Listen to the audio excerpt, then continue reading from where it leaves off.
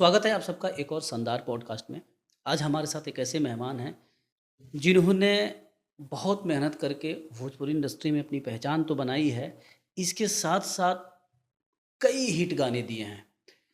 चाहे वो पवन सिंह के साथ हो, खेसारी लाल यादव के साथ में हो, दिनेश लाल यादव के साथ में हो या फिर और भी कई कलाकारों के साथ में उन्होंने बहुत सारे हिट गाने दिए हैं और वो भी हिट ऐसा-वैसा नहीं, बहुत बड़े-बड़े हिट 2-200 मिलियन, 3-300 मिलियन व्यूज़ गए हैं। और किसी ज़माने में इनके पास खाने के पैसे नहीं थे और आज अपने स्ट्रगल, अपनी मेहनत के दम पे, अपने राइटिंग के दम पे अपनी अच्छी खासी पहचान बनाई है। स्वागत है आपका जी, द बिग नमस्ते थिंग शो में। और जितने भी ऑडियंस मुझे देख रहे हैं इस चैनल के माध्यम से सबको मेरा प्रणाम है। तो हम सब कुछ जानेंगे भोजपुरी के बारे में कि कैसे आपकी शुरुआत हुई और भोजपुरी में क्या कुछ चलता है, कंट्रोवर्सी से लेकर अच्छे-अच्छे गानों से लेकर अच्छी-अच्छी बातें भोजपुरी के बारे में क्या है, सब कुछ जानेंगे। सबसे पहले हम लेते हैं यहाँ से कि जो आपने शुरुआत की थी भोजपुरी में, सबसे पहले क्वेश्चन यही रहेगा कि शुरुआत जब हुई थी तो कैसे हुई थी? क्या लगा था कि कुछ अच्छी पोजीशन मिल पाएगा? कैसे हुई थी थोड़ा बताइए उसके बारे में? पहले से कभी प्लानिंग मेरा था ही नहीं इंडस्ट्रीज़। हुँ, एक्चुअली होता क्या है कि जब हम बचपन में होते हैं, हम जब स्कूल में होते हैं, फिर कॉलेज में होते हैं, प्राइमरी स्कूल में होते हैं, तो हमेशा एज के साथ जो आपका डिसीजन पावर है, वो हमेशा बदलते जाता है। हुँ, जब आप बच्चे हैं तो आप इर्द-गिर्द की चीज़ों को देखते हैं, माहौल को देखते हैं, आस-पड़ोस की चीज़ों को देखते हैं, तो आपको लगता है कि मैं ये बनूँ। फिर जब थोड़ा-सा बाहर निकलते हैं तो आपको लगता है कि मैं ये बनूँ। लेकिन फाइनली क्या बनना है वो आपके हाथ में नहीं होता है, वो आपकी तकदीर और ऊपर वाले के हाथ में होता है। तो मेरा भी वही था कि छोटे से परिवार से था, कैसे-कैसे हमने 10वीं करके मुझे लगता है कि 10th के बाद मैं मुंबई आया था, 11th में था। हुँ, मुंबई में जॉब करने आया था। तो यहाँ हुँ, मैं एक प्रिंटिंग प्रेस पे जॉब करता था, डिलीवरी बॉय का। और मेरी जो पढ़ाई है वो भी चालू थी। तो धीरे-धीरे 11 से मैंने पूरा बीए कंप्लीट किया 4-5 साल। और उसी बीच में इंडस्ट्रीज़ का मैं मुझे लगता था जब बॉम्बे आया उससे पहले भी मैं गाँव में तभी पवन जी का बहुत बड़ा फ़ैन था मैं पवन अपने गाँव सिंह। में। हाँ, अच्छा, तो मैं बहुत बड़ा फ़ैन था तो मुझे लगता था कि यार मैं भी गाता हूँ वैसा। अच्छा, तो सिंगिंग का शौक था, तो मैं भी हीरो बनूँगा, ये करूँगा। लेकिन मुंबई फ़िल्म से रिलेटेड नहीं आया था, मैं जॉब करने आया था। लेकिन होता है ना कि आपके तकदीर में जो है वो हुँ, मिल जाता है कभी न कभी, और हुँ, मैंने कभी इतना स्ट्रगल भी नहीं किया था, लेकिन अचानक से चीज़ें मिलती चली गई पहली हुँ, बार हुँ। गाना लिखने का। लेकिन प्रॉब्लम ये था कि गाना एल्बम निकालने के लिए उस समय 1 लाख 1.5 लाख रुपया लगता था, क्योंकि 10 गाने का एल्बम हुआ करता था। कब की बात है ये? ये बात है 2012 और 13 हुँ, की, 11-12 की। हुँ, तो उतना पैसा था नहीं, क्योंकि हम सैलरी पे नौकरी करते थे, 3 साढ़े 3 हज़ार की सैलरी थी, हुँ, हुँ, और उसी में फैमिली भी देखना होता था, हुँ। घर परिवार में, भाई मैं अकेला 3 था। साढ़े 3 हज़ार की हाँ, मैं 3 हज़ार की सैलरी पे जॉब शुरू किया था। 2012 में, 11 में। 2011 में? पहली बार मैं मुंबई आया था 2009 में, हुँ, तब से। हुँ, 2012 में मैं जब जॉब छोड़ा तो 7,500 सैलरी था मेरा, और वो हुँ। पीएफ वगैरह 7,500 में कटता था। 6,800 6,900 रुपया सैलरी आता था महीने का। क्या जॉब करते थे? प्रिंटिंग प्रेस पे था। अच्छा, हाँ। स्टार्टिंग तो हुँ, मैंने डिलीवरी बॉय से किया था, हुँ, लेकिन उसमें प्रमोशन 1-2 महीने काम करने के बाद मैं मार्केटिंग में चला गया, फिर हुँ, मार्केटिंग हेड बना। हुँ, तो उस समय लेकिन 7,500 उसमें बहुत होता था। हुँ, हुँ, तो ये चीज़ें थी, फिर अचानक से एक फ़िल्म मिली लिरिक्स करने के लिए, फिर उसमें गाना लिखा। फिर धीरे-धीरे वो चलता रहा, जॉब भी चलता रहा, फिर चस्का लगते गया इंडस्ट्रीज़ का कि मैं हुँ, और कितना टाइम दे सकता हूँ। हुँ, तो मेरे कई दोस्त थे, बोलते थे कि कैटरिंग में बहुत अच्छा स्पेस मिलता है काम करने का। तो फिर मैंने कैटरिंग किया। हुँ, कैटरिंग में जो सर्विस बॉय, फिर उसमें भी सर्विस बॉय से शुरू किया, फिर मैनेजर बना मैं, फिर 2-3 साल चला, और मुझे टाइम मिलता गया स्ट्रगल के लिए। फिर देन 2016 में एक फ़िल्म आई थी, बम बम बोल रहा है काशी, हुँ, प्रियंका चोपड़ा जी प्रोड्यूस की थी पहली फ़िल्म। हुँ। उसमें मेरा गाना एक बहुत अच्छा हिट किया था। वो दिनेश लाल यादव के दिनेश साथ। लाल हाँ, यादव जी, रितेश हुँ, पांडे जी गाए थे उस गाने हुँ, को, और हुँ। वो गाना बजा था। फिर मुझे मार्केट से काम मिलने काम लगा, और मिला। फिर उसके बाद मैंने जॉब भी छोड़ दिया। हुँ, लेकिन उस बीच में जितनी भी मुसीबतें आई, हुँ, वो मैंने झेला। बहुत बार ऐसा हुआ कि इंडस्ट्री छोड़ दें, बहुत बार ऐसा हुआ कि क्या कर रहे हैं, जेब में पैसे नहीं होते थे। चारकोप, कांदीवली में चारकोप से 8 नंबर से एक दिन ऐसा था कि एक म्यूज़िक डायरेक्टर मुझे बुलाए थे, और साथ में हम लोग अंधेरी गए, घूमे। फिर वो उन्होंने अपने घर के पास छोड़ा, और मैं वहाँ से, मेरे पास पैसा नहीं था कि मैं स्टेशन तक जाऊँ। मुझे हुँ, लगता है आई थिंक 4 4-5 किलोमीटर की दूरी थी वो, हुँ, कांदीवली स्टेशन। रात को 11:30 बजे पैदल गया हूँ मैं वहाँ से। और फिर तो ऐसे सिचुएशन में था कि भाई क्या कर रहे हैं, जॉब कर रहे थे तो अच्छा था, लेकिन शायद किस्मत को मंजूर नहीं था। लेकिन सबसे बड़ा थैंक्सफुल था कि मैं जिस इवेंट कंपनी में जॉब करता था, वहाँ के जो मेरे ऑनर थे अपने बेटे की तरह मानते थे, और उन्होंने बोला जी जो तुमको लगता है लाइफ के लिए करो। लेकिन गुजराती थे और इतने अच्छे मुझे सपोर्ट किए कि जब भी तुमको पैसे की ज़रूरत पड़े वो हमेशा मुझे हेल्प करते थे। एडवांस के तौर पे रहता था, उससे पहले जब मैं प्रिंटिंग प्रेस पे था तो मराठी हमारे ऑनर थे, वो भी मुझे बहुत मानते थे, वो भी हमेशा कभी तो सब लोग का सपोर्ट मिला मुझे। तो मैं एक फैमिली को चलाते हुए यहाँ तक की जर्नी थी जो, और आज तो खैर पब्लिक का इतना प्यार है, भगवान का आशीर्वाद है, तो आज तक का यही सफर है। आज कितना है? आज कितना कमाते हैं?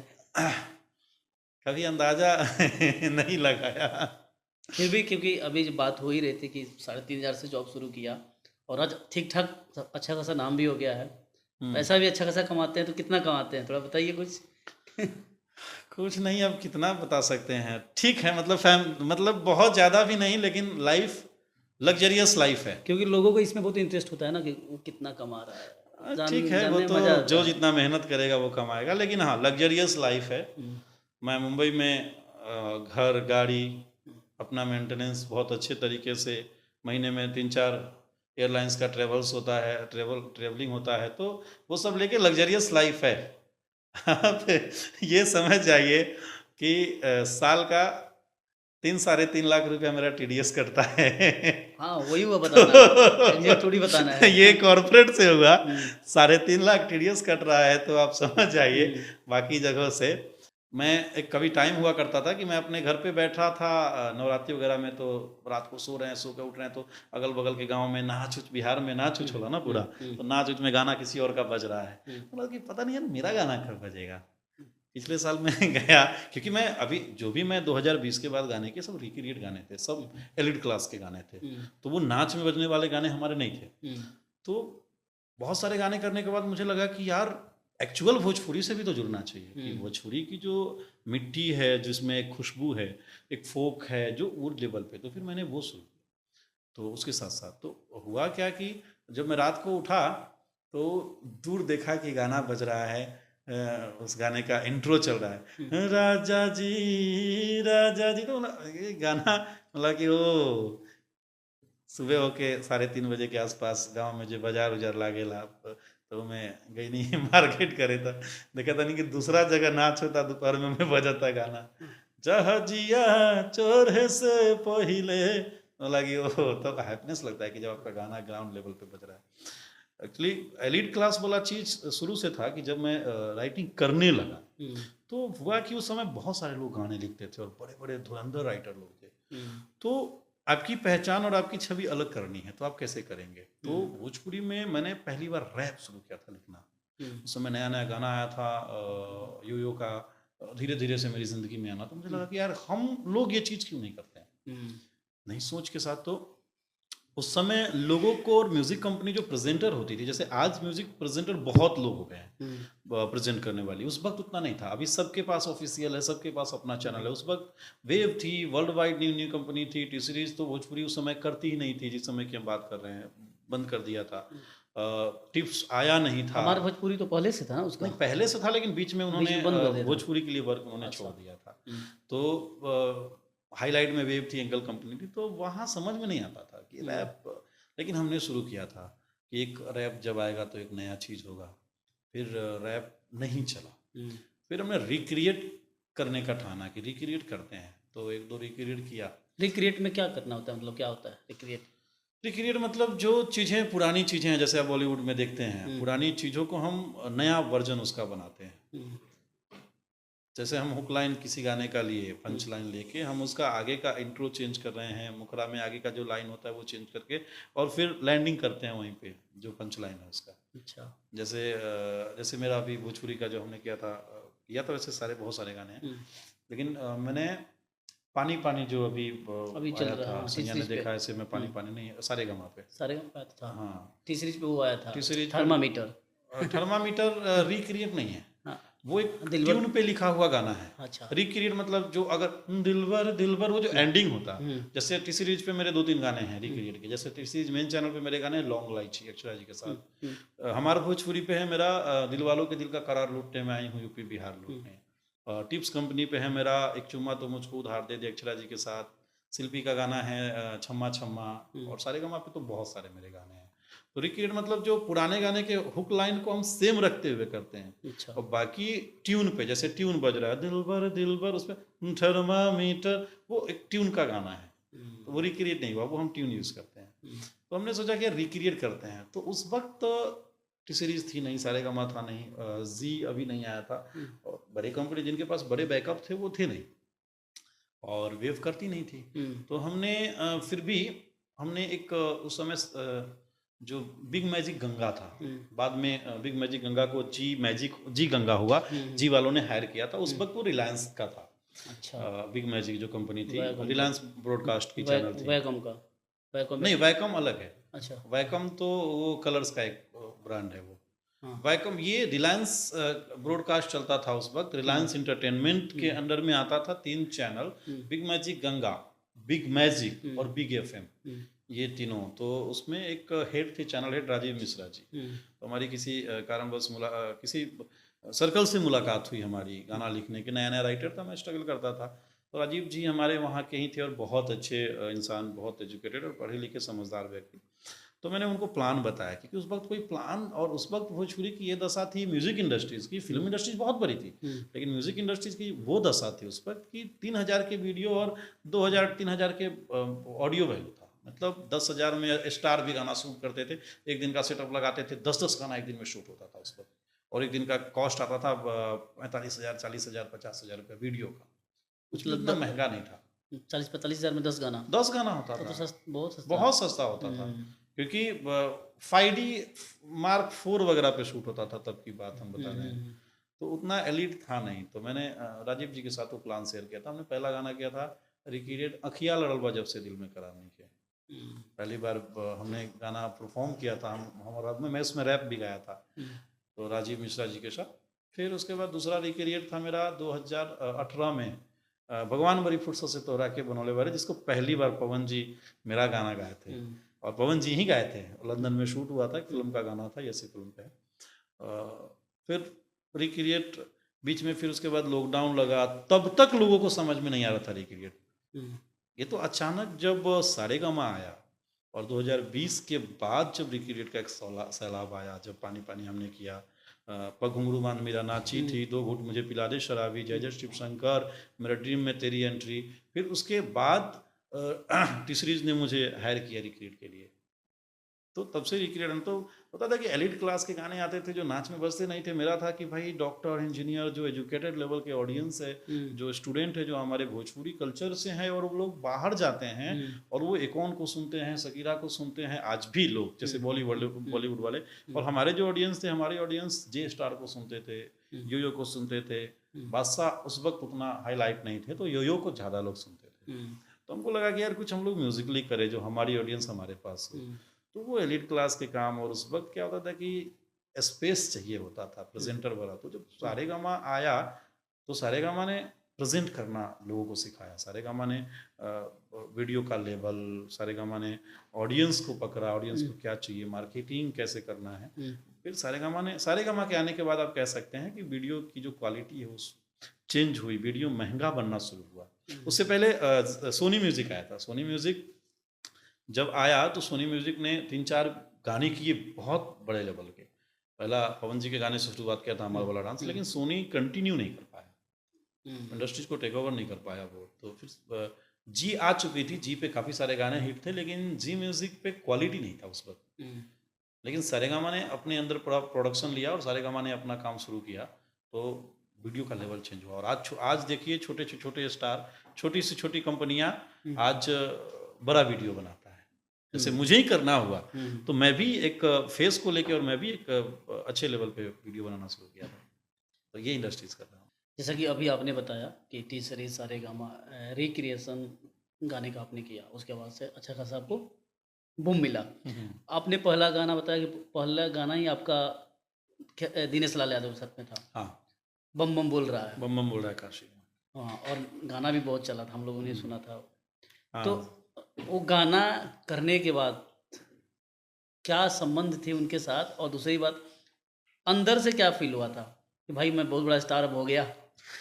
नहीं, जब आप काम करना शुरू करते हैं और जब जीवन में पहला उपलब्धि आपको हासिल होता है, जब आप यूपी बिहार के एक छोटे से गांव से कोई कलाकार है जो कभी सोचा नहीं है राइटिंग करना है, सिंगिंग करना है, और वो आ जाता है। अच्छा, जिसको हम देख रहे हैं हमेशा से, जिनके फिल्मों को देख रहे हैं, जो जिनके फिल्मों को देखने के लिए हम लोग, मुझे लगता है कि उनकी फिल्म निरहुआ रिक्शा वाला हमने 2 बार में देखा था। स्कूल जाते थे, अटेंडेंस के बाद बुक लेके किसी पीछे पीछे से, 10वीं में मैं या 9वीं में था उस वक्त की बात बता रहा हूँ, और भाग के आके और साइकिल मिठाई की दुकान या कहीं पे अपना रख देते कि होटल वोटल में जो आसपास के जान पहचान वाले किताब रख देते थे, और थिएटर, पैसे तो होते नहीं थे, तो कैसे कैसे पहला बार मैं लेट पहुंचा था तो आधी फिल्म निकल गई थी। तो मैंने बोला भाई आधी फिल्म ही दे दो, टिकट दे दो। तो बोला कि पैसा पूरा लगेगा। बोला यार देख ले, उसमें 2-4 कुछ कर ले। उससे 12 रुपये का टिकट लगता था सिनेमा हॉल में, हाँ, मुझे लगता है निरहुआ रिक्शा वाला के टाइम। यही होगा। तो मैंने आधी फिल्म इंटरवल के बाद पहले देखा था, और फिर आधी फिल्म अगले हफ्ते में देखा था। फिर 12 रुपये का टिकट लेकर हाँ, उसी टिकट में? नहीं उसी टिकट में कैसे होगा। हाँ, अब हुआ कि भाई स्कूल से 10, मेरा जो स्कूल था वहाँ से 10 किलोमीटर दूर थिएटर था, नहीं 15 किलोमीटर। तो 15 किलोमीटर दूर आ गए तो अब देख के ही जाएंगे दोस्तों के साथ। तो अब उनकी फिल्में देख रहे हैं आप इस कंडीशन में। कभी फिल्म देखने मुजफ्फरपुर जा रहे हैं, मेरे घर से मुजफ्फरपुर 70 किलोमीटर दूर है, लेकिन ये था कि मुजफ्फरपुर बिहार का एक ऐसा हब है जहाँ सबसे ज़्यादा थिएटर होती थी। मुजफ्फरपुर मुझे लगता है कि 10 से 15 थिएटर मुजफ्फरपुर सिटी में, उतना पटना में नहीं था। तो वहाँ चले गए, उनकी फिल्म लगी थी दीवाना, बाप रे वो क्राउड दीवाना फिल्म में। तो अब उनके फिल्मों को देखा और अचानक आया उनके साथ काम करने का मौका मिला, अचानक आप उनसे मिल रहे हैं तो लगता है, तो मतलब उस समय तो पागल पूरे नाता रिश्तेदार दोस्त यार को फ़ोन करके बोल रहा है आदमी कि अरे यार मैंने इसमें गाना लिखा, इसमें किया। तो वो प्राउड वाला मोमेंट था, लेकिन बहुत बड़ा स्टार बनने वाला नहीं था। हाँ, लेकिन होता है मतलब आगे, हाँ भाई मेरा गाना तो दिनेश लाल यादव की फिल्म में आया है, मेरा गाना, मतलब वो वाली प्राउड फील वाली बात थी। अच्छा, एक चीज़ बताइए कि जब ये गाने लिखने को आपको मिला होगा, आपको पता था कि दिनेश लाल यादव के लिए गाना लिखना है? नहीं, ये नहीं था एक्चुअली। होता क्या था कि हम लोग स्टार्टिंग में स्ट्रगल करते थे तो बैकअप बनाते थे। तो बैकअप बनाते थे तो उसमें जैसे कुछ मुखड़ा आया, कुछ लाइन आया, फिर उसको बनाते थे और वो लोग म्यूज़िक डायरेक्टर्स को भेजते थे। तो म्यूज़िक डायरेक्टर के पास एक बैंक हुआ करता था गानों का। तो जैसे फिल्म कोई प्रोड्यूसर उनके पास आ रहा है म्यूजिक सिटिंग में, उनको सिचुएशन मिला है, तो वो लोग गाने सुनाते थे। तो उस समय डायरेक्टर प्रोड्यूसर सब लोग साथ बैठते थे और साथ बैठ के गाने को फाइनल करते थे कि हाँ ये गाना अच्छा लग रहा है, इसको फाइनल किया जाए। मेरे पास मुझे लगता है गाना फाइनल होने के कुछ दिनों बाद मधुकर आनंद सर उसके म्यूजिक डायरेक्टर थे, उनका फ़ोन आया कि गाना अजीत भाई तार फाइनल भइल बा, बहुत मुबारकबाद दो तरह के कि दिनेश जी के फिल्म बा, और सबसे बड़ी बात बा कि प्रियंका चोपड़ा प्रोड्यूसर बाड़ी में। फिर किसी कारण बस बीच में हमको बोले, फिर वो गाना हटा। वो गाना हटा, लोगों ने, राजनीति तो शुरू से था कि नया लड़का है, पता नहीं गाना चलेगा कि नहीं चलेगा, लोगों ने दिनेश जी को बोला। दिनेश जी फिर उस गाने को हटाए, उसके जगह कोई ऑप्शन लाए। लेकिन मेरे लिए मेरी किस्मत सही थी कि पहले मीटिंग में प्रियंका जी की माँ मधु जी ने उस गाने को सुना था। तो जब फाइनल सीटिंग हुआ तो ये गाना उसमें था ही नहीं। बोले कि अरे वो गाना कहाँ है जो सुनाए थे, वो सेल्फी वाला फेसबुक वाला। तो बोले कि वो गाना तो हटाया गया है, उसके जगह पे दूसरा बनाया गया। बोला नहीं वो गाना, और वो गाना उन्होंने जो बताया कि वो गाना प्रियंका जी को बहुत अच्छा लगा था, क्योंकि उनका फिल्म था तो भी चीज़ें, और भोजपुरी से जुड़ी थी। नहीं उसको बहुत अच्छा लगा है यार, वो गाना रखना है। तो फिर वो गाना फिर बाद में मेरे पास फ़ोन आया कि फटाफट भेजिए। तो ये सीन था उस गाने का। किस्मत। किस्मत कह सकते हैं। अच्छा, अगर पता होता आपको कि मैं गाना लिखना दिनेश यादव के लिए, तो लिखने के टाइम में क्या वो गाना सेम टू सेम आप लिख पाते हैं या फिर डर अंदर रहता? नहीं, लिखने में डर नहीं होता है, और थोड़ा सा कॉन्फिडेंट बढ़ जाता है। कॉन्फिडेंस इसलिए बढ़ता है कि जब आप लिरिक्स कर रहे होते हैं, जब आप राइटिंग कर रहे होते हैं, तो वो एक्टर और वो चेहरा आपके सामने होता है ना, तो उसकी एक्टिविटी को आप उसमें झलका पाते हैं शब्दों से कि उस चेहरे के लिए या उस आवाज़ के लिए हम और क्या बेहतर कर सकते हैं या क्या अच्छा लगेगा। थोड़ा सा जैसे मैं आज फिल्में करता हूँ तो मैं पहले पूछता हूँ स्टार कौन है, मतलब हीरो कौन है, हीरोइन कौन है, क्योंकि गाने तो हीरो हीरोइन पे फिल्माए जा रहे हैं ना। तो हीरो हीरोइन के बारे में अक्सर डायरेक्टर मुझे बोलते हैं कि अरे यार तुम गाना लिखने से पहले हीरो हीरोइन पूछते हो, क्या हीरो ही नहीं रहेगा तो नहीं करोगे क्या? मतलब नहीं करूँगा, ऐसा नहीं है, लेकिन वो पूछने का मतलब ये होता है कि हम कितना अच्छा और क्या उसको और इम्प्रूवमेंट कर सकते हैं। तो ये तो पूछना गलत बात नहीं है, पूछना तो सही है ना कि भाई आप कुछ भी, लेकिन आज सारा सिस्टम चेंज हो गया। आज वो फ़िल्मों का लिखने का सिस्टम चेंज हो गया। आज वो म्यूज़िक सिटिंग नहीं होती है। बहुत सारे डायरेक्टर हैं कि बस उनको हिट गाना चाहिए। जैसे फ़ोन आया, कुछ रख ले हवा मसाला, अपनी सिचुएशन भेज दी। अरे कुछ था ना हिट द सिचुएशन तो हम बना ले। पहले क्या होता था, पहले सिचुएशन पे गाने बनते थे। एक साथ 8-8 10-10 राइटर बैठते थे। सब राइटर एक सिचुएशन पे गाना लिखता था। जिसके गाने अच्छे होते थे वो गाने फाइनलाइज होते थे। लेकिन अब क्या है कि अब बजट नहीं है। अब वहाँ ये कि भाई चलो अगर अजीत मंडल 10,000 मांग रहा है गाने का तो 5,000 वाले से ही कर लो, भले उसका नाम हो नहीं हो। तो आज इसलिए चीज़ें गड़बड़ हो जाती है। आज भोजपुरी फिल्म इंडस्ट्री का जो दुर्दशा वाली जो स्थिति है वो इसके वजह से है। एक तो बजट नहीं है, अब बजट नहीं तो अच्छे लोग काम नहीं करेंगे, कैसे कर पाएगा कोई? म्यूज़िक जो म्यूज़िक फील्ड है इंडस्ट्रीज़ में, फिल्म इंडस्ट्री में, उसका एक लेवल ही गायब हो गया है। मतलब हीरो हीरोइन को पता ही नहीं है हमारा म्यूज़िक डायरेक्टर और राइटर का नाम। वो कभी इंटरव्यू में नाम लेने से कतराते हैं। आज फिल्मों में जितने भी हीरो हैं, एक्चुअली है तो हीरो कोई नहीं, सब बस चल ही रहे हैं। लेकिन आज उनको कभी इंटरव्यू हमने मीडिया देखा कि सब कुछ हो गया मतलब, लेकिन उसने कभी म्यूजिक डिपार्टमेंट का चर्चा ही नहीं किया। जो आज जो चैनल की फिल्में बन रही, कभी म्यूजिक डिपार्टमेंट का चर्चा ही नहीं होता। जबकि भोजपुरी की पहचान देखा जाए तो म्यूजिक से ही है। नहीं, किसी भी फिल्म का एक अहम पार्ट होता है म्यूजिक, चाहे वो बॉलीवुड हो हाँ, या वो तो हॉलीवुड होता हो। है, लेकिन स्पेशली भोजपुरी की जो बात करते हैं हम लोग, हम्म। तो मुझे ऐसा लगता है कि फिल्में चले ना चले, यहाँ म्यूजिक खूब चलती है और म्यूजिक से अभी भोजपुरी दो हिस्सों में प्रॉपर बढ़ चुका है, हम्म, पहले नहीं था। अभी एक म्यूजिक इंडस्ट्री जो फिल्म इंडस्ट्रीज हो गई है। हम्म, फिल्म इंडस्ट्रीज वालों को लगता है कि मैं हूँ तो इंडस्ट्रीज है, हम्म, लेकिन ये उनका वहम है। सच्चाई ये है कि आज भोजपुरी म्यूजिक इंडस्ट्रीज बड़ी है, इसलिए भोजपुरी फिल्म इंडस्ट्रीज को लोग मान रहे हैं। म्यूजिक इंडस्ट्रीज बड़ी नहीं होती तो आज भोजपुरी इंडस्ट्रीज कहाँ होता, आज सर्चिंग में भी नहीं होता। सच्चाई ये है, क्योंकि पिछले 5 सालों में भोजपुरी सिनेमा का जो एक्टर बेसिस फिल्में हैं उनका गाना उठा के देख लीजिए। कोई गाना आप सुने नहीं होंगे, सुने भी होंगे तो आपको मज़ा नहीं आएगा। एक एक धुन पे 200-200 गाने बने हैं, एक ही प्रोडक्शन में, एक ही चैनल पे गाने जा रहे हैं, लेकिन एक ही धुन पे 200-200 गाने जा रहे हैं। अगर गाने पिछले 5 सालों में हिट भी हुए तो सिंगर के ही हुए। चैनल बोलती है कि सिंगर का मुझे प्रोजेक्ट नहीं चाहिए। चैनल बोल दिया मतलब जो ब्रॉडकास्ट लोग हैं, हाँ। जो जैसे एंटरटेन फिल्म बना हाँ, रहा है या जो भी चैनल है, जीवा स्कोप है, उन लोगों को चाहिए कि नहीं मुझे सिंगर का फिल्म नहीं चाहिए, इसलिए कि सिंगर का बजट ज़्यादा होता है। अच्छा। जिस बजट में सिंगर की फिल्में बनती है उस बजट में इनकी 5 फिल्म बनती है, तो उनको इसलिए सिंगर परहेज है। लेकिन मैं इसलिए बोल रहा था कि अभी जैसे पवन सिंह, खेसारी लाल यादव, दिनेश लाल यादव, 3 बड़ा नाम है। ऐसे तो रवि किशन भी है, मनोज तिवारी भी है। हाँ, मनोज तिवारी को बीच में लेते हैं। 4 लोग हैं जो सिंगर से एक्टर बन के आए हैं। तो अगर ये सिंगर नहीं होते तो क्या एक्टर बन पाते? मुझे तो पॉसिबल नहीं लग रहा था, क्योंकि जब सिंगर होते ही नहीं तो मार्केट में नहीं होते। इसलिए बोला कि सिंगर है तो क्योंकि ये तो एक्टर बनने आए ही नहीं थे, इनका तो सपना एक्टर था ही नहीं।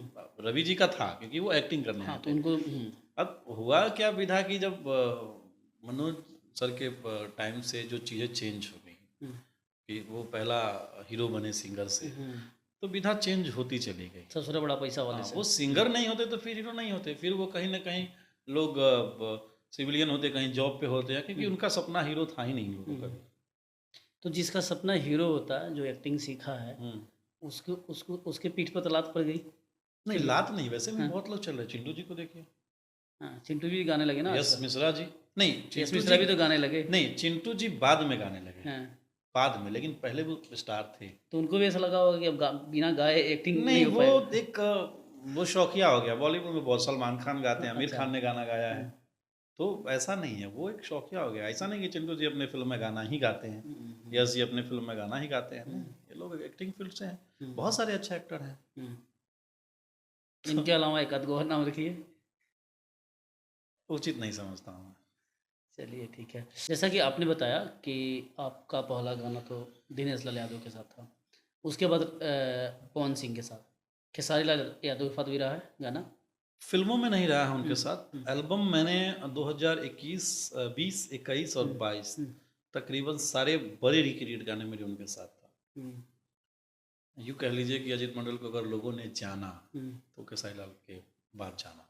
हुँ, क्योंकि पानी पानी भोजपुरी इंडस्ट्रीज़ का एक ऐसा गाना था हुँ, जो अब तक का सबसे महँगा गाना है। हुँ, और मैं ये नहीं कहूँगा कि मैंने पहली बार किया, जैसा भोजपुरी में होता है कि मैंने पहली बार।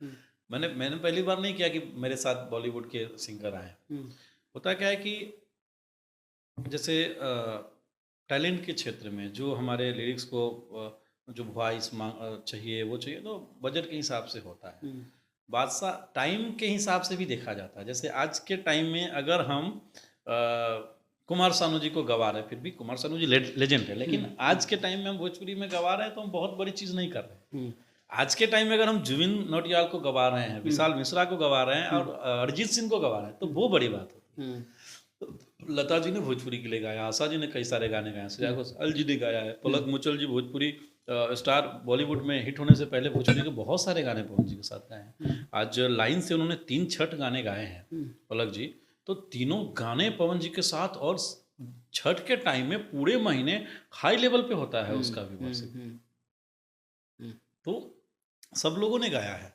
हमने पानी पानी में प्लस पॉइंट ये था कि बादशाह के साथ उस टाइम पे किया था जब पानी पानी का ओरिजिनल गाना बहुत बड़ा हिट चल रहा था, हुँ, और मेरे लिए भी डिफिकल्ट था लिखना।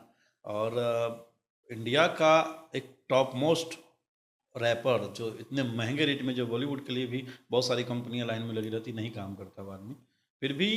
और बादशाह कभी पानी पानी का हिस्सा थे भी नहीं, वो तो अचानक से किस्सा बढ़, मतलब होता है कि हम चलते गए और कारवा बढ़ते गया वाली क्या बात हुआ हो था गई। बताइए? उसमें सबसे पहले था कि थोड़ा उससे पहले आ जाते हैं कि थोड़ा इमोशनल कहानी थी उसके हुँ, साथ। 2020 में लॉकडाउन लगा। लॉकडाउन तक जैसे तैसे चल रहा था सबका, सेकंड लॉकडाउन लगा। उससे पहले बहुत बड़े बड़े हिट हमारे नहीं थे, तो सेकंड लॉकडाउन में कंडीशन मेरी बहुत डाउन हो गई थी। लिवर में इन्फेक्शन था, 1 महीना में प्रॉपर बेड रेस्ट में था, घर से निकल नहीं रहा था, और खाना पीना भी सब बंद था। कंडीशन ख़राब हो गई। काम धाम को देखते हुए फिर मैंने मुंबई छोड़ने का प्रयास किया। मैं हुँ, प्रयास क्या, पूरा मैंने प्लान कर लिया था, गांव में जाएंगे, कुछ करते हैं, छोड़ देते हैं फिल्म इंडस्ट्रीज। हुँ, क्योंकि धीरे धीरे फैमिली का जिम्मेदारी बढ़ना, खर्चा बढ़ना, फिर अपने आप को मेंटेन करना। और मेरे में एक चीज़ थी कि मैं आज भी मैं स्टारों के साथ काम करता हूँ, लेकिन उनके जो टीम है उसमें मैं शामिल नहीं होता, क्योंकि वो हमसे नहीं हो पाता है। हुँ, तो मेरे साथ एक सबसे बड़ी माइनस पॉइंट ये थी कि मैं गाड़ी में पीछे के सीट पे बैठ के घूम नहीं सकता हूँ। आपके लिए मैं पानी खरीद के नहीं ला सकता हूँ। आप जब खड़े हैं तो मैं पीछे लाइन में नहीं हो सकता हूँ। ये चीज़ें थी। तो मैंने बोला कि यार अब मुझे लगता है कि शायद इंडस्ट्रीज़ को यहीं तक छोड़ देना चाहिए। तो उसी सोच में था, एक म्यूज़िक डायरेक्टर का फ़ोन आया। हुँ, हालाँकि लॉकडाउन के बाद मैंने बहुत प्रयास किया बड़ा गाना करने का। हुँ, एक म्यूज़िक डायरेक्टर थे लॉकडाउन में, मैंने 5 लोगों को फ़ोन किया, मैसेज किया था हुँ, कि मुझे एक बड़े हिट की ज़रूरत है, हुँ, आपका साथ चाहिए। ये मैंने 5 स्टार को मैसेज किया था जिससे मेरी बात होती थी। किसको-किसको किए थे? नाम नहीं बताएँगे, लेकिन जो 5 लोग थे, हाँ, उनको किया था। एक दिन रात को अकेले में बैठा और मुझे लगा कि यार साला मेरे साथ ऐसा क्यों नहीं आ रहा है? मैं क्यों नहीं कर पा रहा हूँ कुछ? हुँ, 5 लोगों में से किसी का रिप्लाई नहीं आया था। किसी ने सपोर्ट नहीं किया था। हुँ, तो मुझे लगा कि फाइनली अब छोड़ देना चाहिए, क्योंकि अब शायद मेरे बस की बात नहीं है। मुझे अब झेलना बहुत मुश्किल हो गया। हुँ, मतलब ये समझ जाइए कि उस लॉकडाउन में, आज जो मैं ये बात कह रहा हूँ, मैंने आज तक कभी पब्लिकली नहीं बोला है। मैं 3 दिन भूखा था। 3 दिन भूखा था कि पैसे नहीं थे। लेकिन बिहार से हैं तो हम अपने घर में हमेशा ना चिवड़ा रखते हैं। हुँ, मतलब 1 किलो चिवड़ा हमारे घर में हमेशा मिलेगा, चाहे आज भी। तो उसमें कंडीशन में क्या था कि कैसे-कैसे करके जहाँ मैं रहता हूँ वहाँ बहुत अच्छा रिलेशन है मेरा लोगों के साथ, दुकानदारों के साथ। तो लेकिन अब उधार भी लेंगे तो पैसा दूर दूर तक आने का डेट नहीं है ना, कहाँ से देंगे पैसा। अब घर के दुकानदार से लेना भैया, 1 हफ्ता 15 दिन 10 दिन, उसके बाद मांगेगा तो वो, चाहे वो 10 रुपया हो या 1,000 रुपया हो। और लॉकडाउन के टाइम में तो लोग उधार भी नहीं देते थे किसी को। तो वो जो 2-3 दिन का पहला दिन था, तो चिवड़ा चीनी तो होता ही था। मतलब 10 रुपये का मुझे लगता है मेरे पास 10-15 रुपया था, वो दही लेके मैं पहला दिन, बाकी 2 दिन में भूखा रहा, लेकिन किसी को बोला नहीं, फिर भी लोगों के साथ फेस किया। तो फाइनली था कि छोड़ देना है, तो उसमें एक म्यूज़िक डायरेक्टर का मेरे पास फ़ोन आया कि अजीत भाई एक रिक्रिएट करना है सारेगामा के लिए। सारेगामा में मैंने बहुत कोशिश किया था, मुझे लगता है कि 3 महीना पीछे भागा था, लेकिन लोगों ने मेरा फ़ोन नहीं उठाया था, मैसेज का रिप्लाई नहीं किया था उस वक्त। तो मैंने बड़ा खुश हुआ। वो म्यूज़िक डायरेक्टर रहते थे एकता नगर महाड़ा, ये मलाड और कांदीवली के बीच में। मैं रहता था नए गांव। उस वक्त मुंबई में जो लोकल ट्रेन थी वो अलाउ नहीं था आम पब्लिक के लिए, वो सिर्फ गवर्नमेंट एम्प्लॉयज़ के लिए था और मेडिकल वाले लोगों के लिए था, जिनके पास मेडिकल की पास थी। तो वहाँ से यहाँ आने के लिए भी अगर आप बाई ओला आते थे उस समय तो 800 रुपये लगता था। अगर आप ऑटो चेंज करके भी आते, जैसे नए गाँव में रहता हूँ और शुरू से वहीं रहा हूँ, नए गाँव मेरे घर से हाईवे के लिए 20 रुपया लगता था। फिर हाईवे से अगर आप दूसरा ऑटो चेंज करते हैं तो फिर वहाँ से मीरा रोड आने के लिए 40-50 रुपये लगता था, और मीरा रोड से फिर बस थी। तो मैं कैसे कैसे करके आया था। एक मेरा दोस्त रहता था यहाँ पे चारकोप में, सॉरी महाड़ा में। तो मैं दोस्त के घर पे 2 दिन रह गया था और गाना कंप्लीट किया था। तो मैं मतलब एक होता ना कि उम्मीद की किरण जगी, तो मैंने बोला कि यार चलो कुछ तो शायद अच्छा होगा।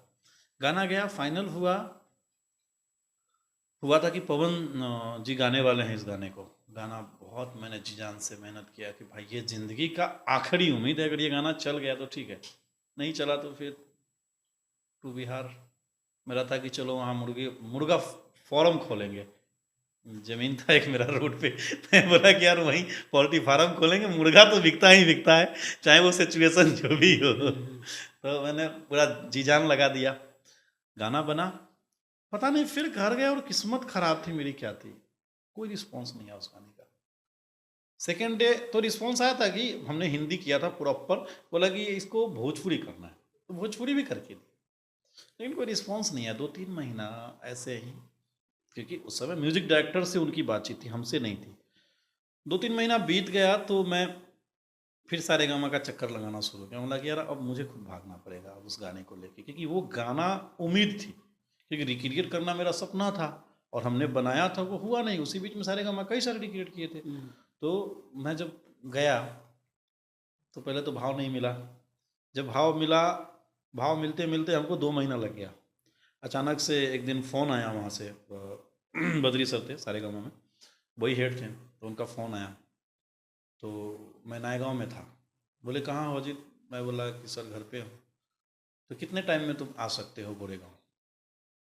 मतलब बस 1 घंटा लगता है नॉर्मली बाई ट्रेन से, क्योंकि तब तक कोविड का सिचुएशन कंट्रोल हो चुका था, सब आना जाना था। उन्हें 1 घंटा लगेगा, ठीक है तुम पहुँचो। उनकी ऑफिस थी एकता 4 बंगलो महाड़ा। 4 बंगलो महाड़ा पहुँचा। जैसे पहुँचा हूँ बोले कि खेसारी भैया गाना गा रहे हैं मोतीलाल नगर स्टूडियो में, चले जाओ वहाँ, पघुंगरू बांध गाना पे जो वर्क है ना, चले जाओ। मैं वहाँ गया तो वो गाना गा रहे थे।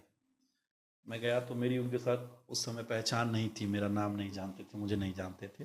तो मैं गया आर्या शर्मा जी के स्टूडियो में, बहुत बड़े म्यूजिक डायरेक्टर हैं भोजपुरी के। तो वहाँ गया तो वहाँ गाना गा रहे थे। तो फिर मैंने आर्या जी को बोला, आर्या जी बोले कि भैया ये अजीत जी हैं, राइटर हैं, सारेगामा का गाना गवाने आए, तो हमारी इंट्रोडक्शन है। तो वो कावर गीत गा रहे थे। मेरे लिए सबसे एक और सुनहरा मौका था कि हम उस बीच में कुछ लिख के उनको दे। ये तो जो लेके गए हैं लेकिन कुछ और करने के लिए।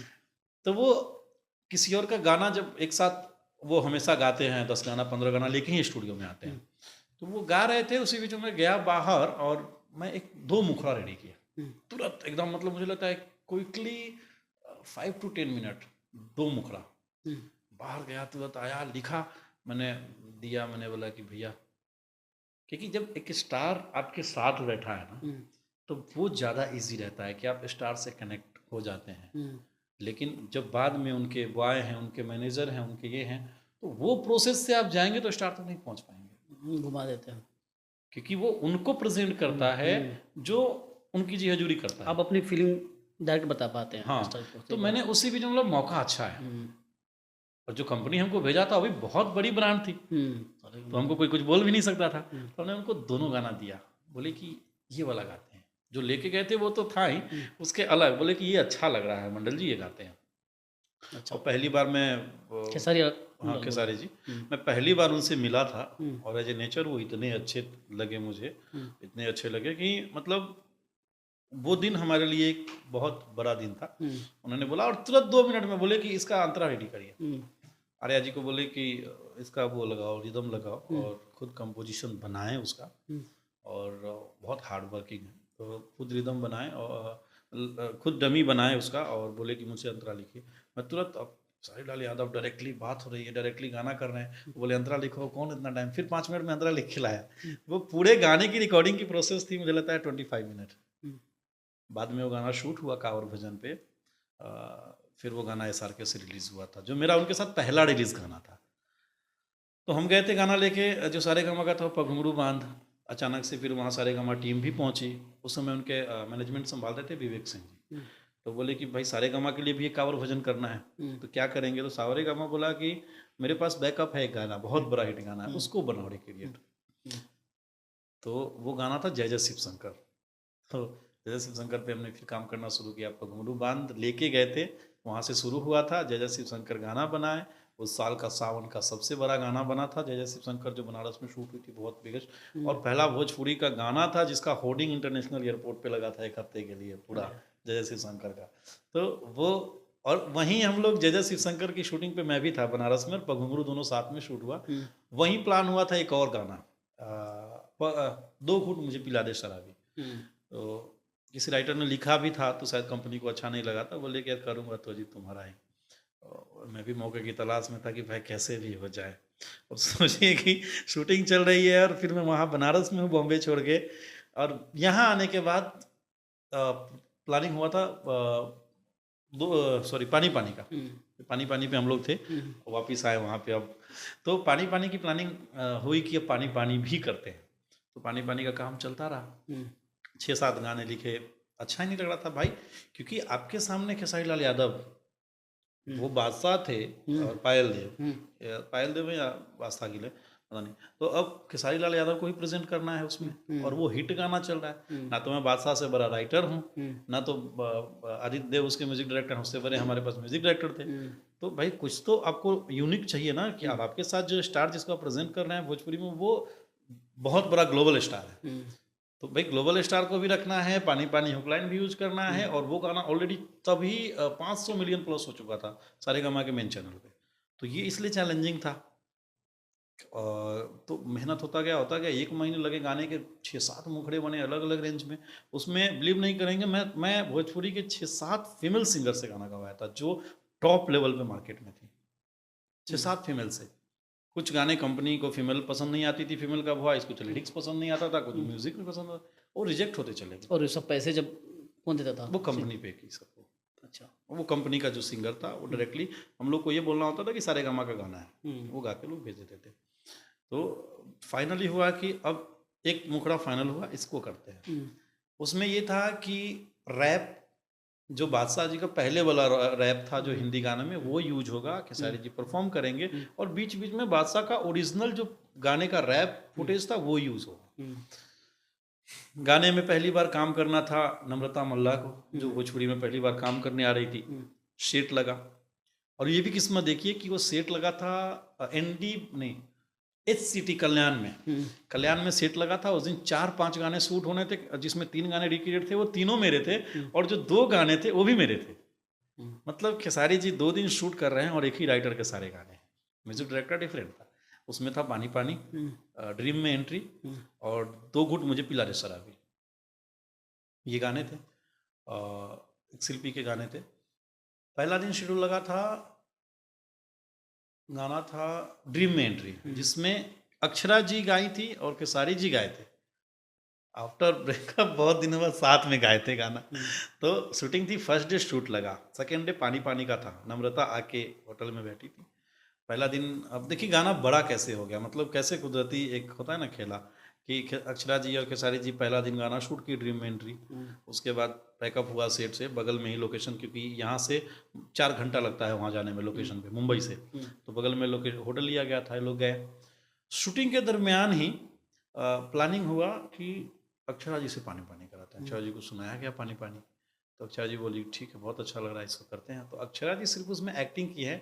मैं आज बताना चाहता हूँ ये जितने भी लोग देख रहे हैं और पूरी भोजपुरी इंडस्ट्रीज़ को, कि आज 80% लोग ये जानते हैं कि पानी पानी फीमेल वर्जन अक्षरा जी का है, नहीं वो रिनी चंद्रा जी का आवाज़ है, और अक्षरा जी सिर्फ एक्टिंग की है उसमें। तो अक्षरा जी उसमें एग्री हो गई कि भाई गाना करेंगे, तो एक तो अक्षरा जी आ गई तो गाना और बड़ा हो गया।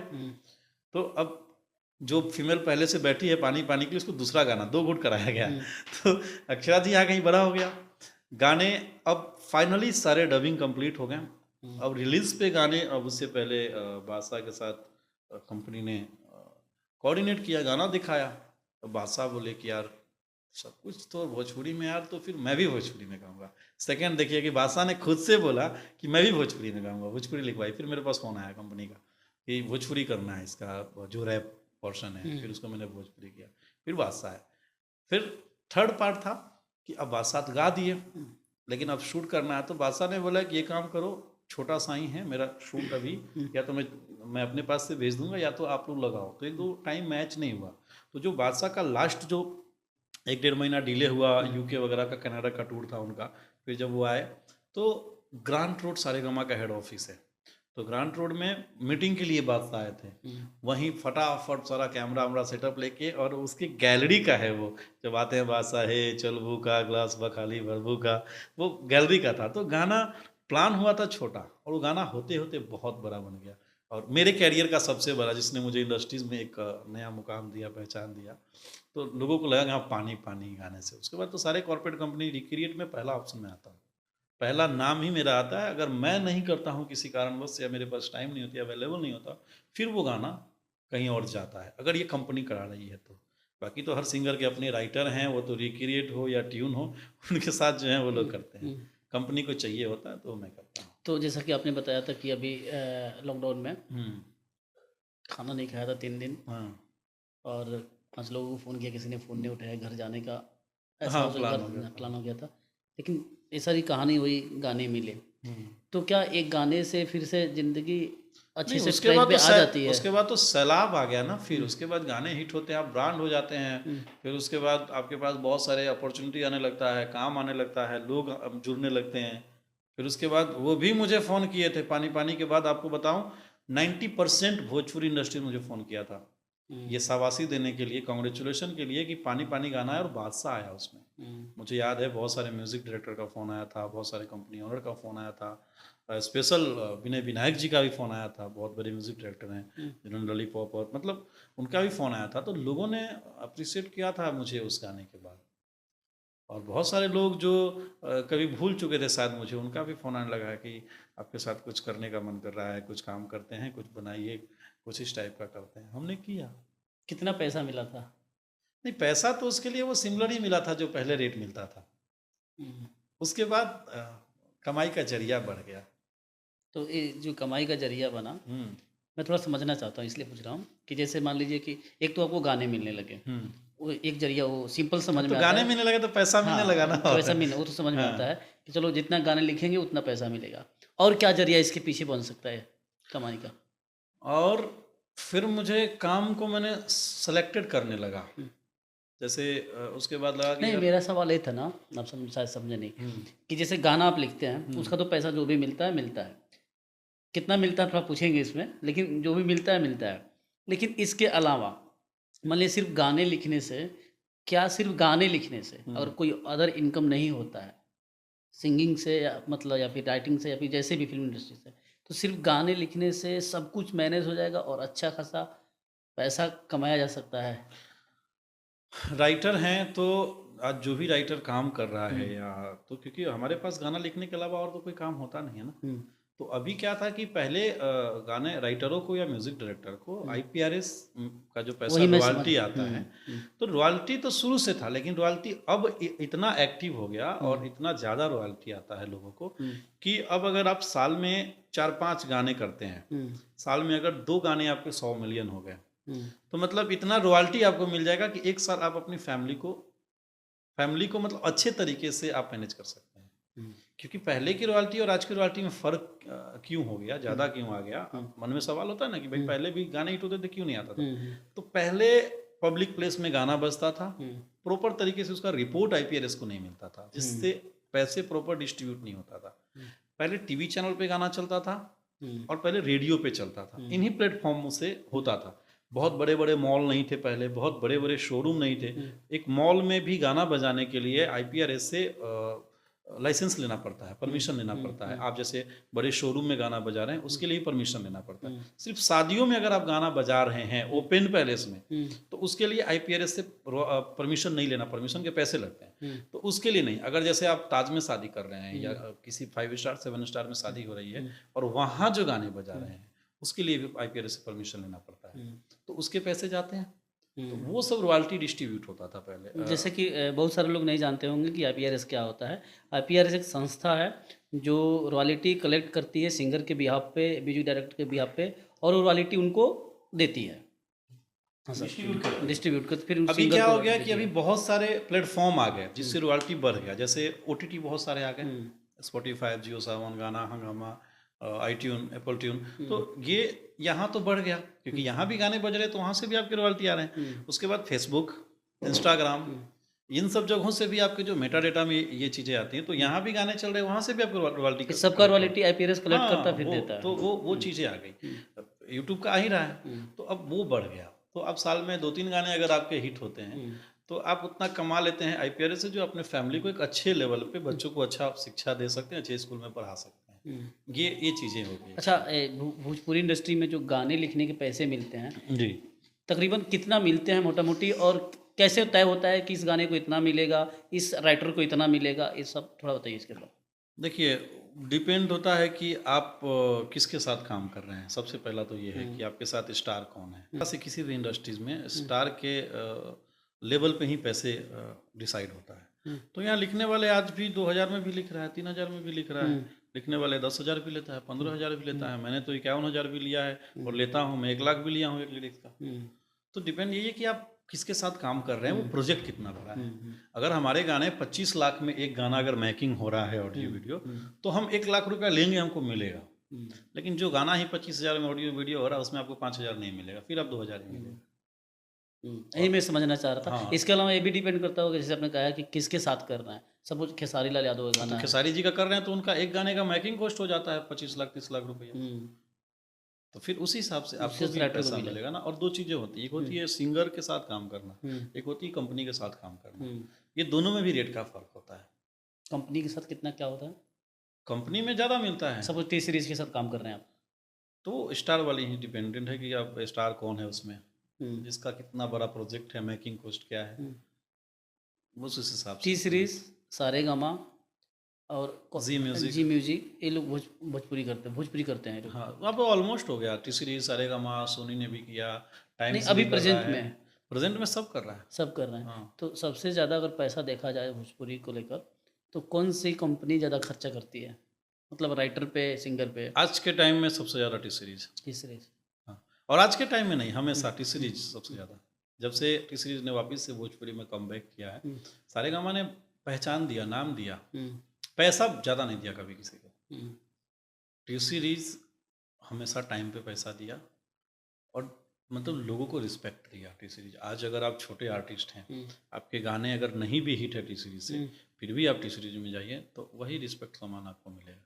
ये टी सीरीज ने हमेशा से रिलेशन को इम्पोर्टेंट बना समझा के है। रखा। आज भी टी सीरीज में मैं जाता हूँ, जो गुलशन सर के साथ जो सिंगर जुड़े थे, आज उनके गाने नहीं बज रहे हैं टी सीरीज में, लेकिन आज भी भूषण सर ने उनको एक अपॉर्चुनिटी दिया हुआ है कि जो हमारे साथ जुड़े थे वो आज भी उनका घर चलना चाहिए।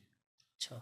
आज भी उन सिंगरों को, हाँ भले डिवोशनल में उनको डाल दिया गया, लेकिन आज भी टी सीरीज उनको किसी न किसी बहाने से पेमेंट देता ही है। तो टी सीरीज ने एक रिलेशन निभाया। तभी आज दुनिया की सबसे बड़ी म्यूजिक कंपनी है ना। हमने काम सबके साथ किया है, लेकिन जो फील होता है, जैसे हमको लगता है कि यार डायरेक्ट कन्वर्सेशन है कंपनी से।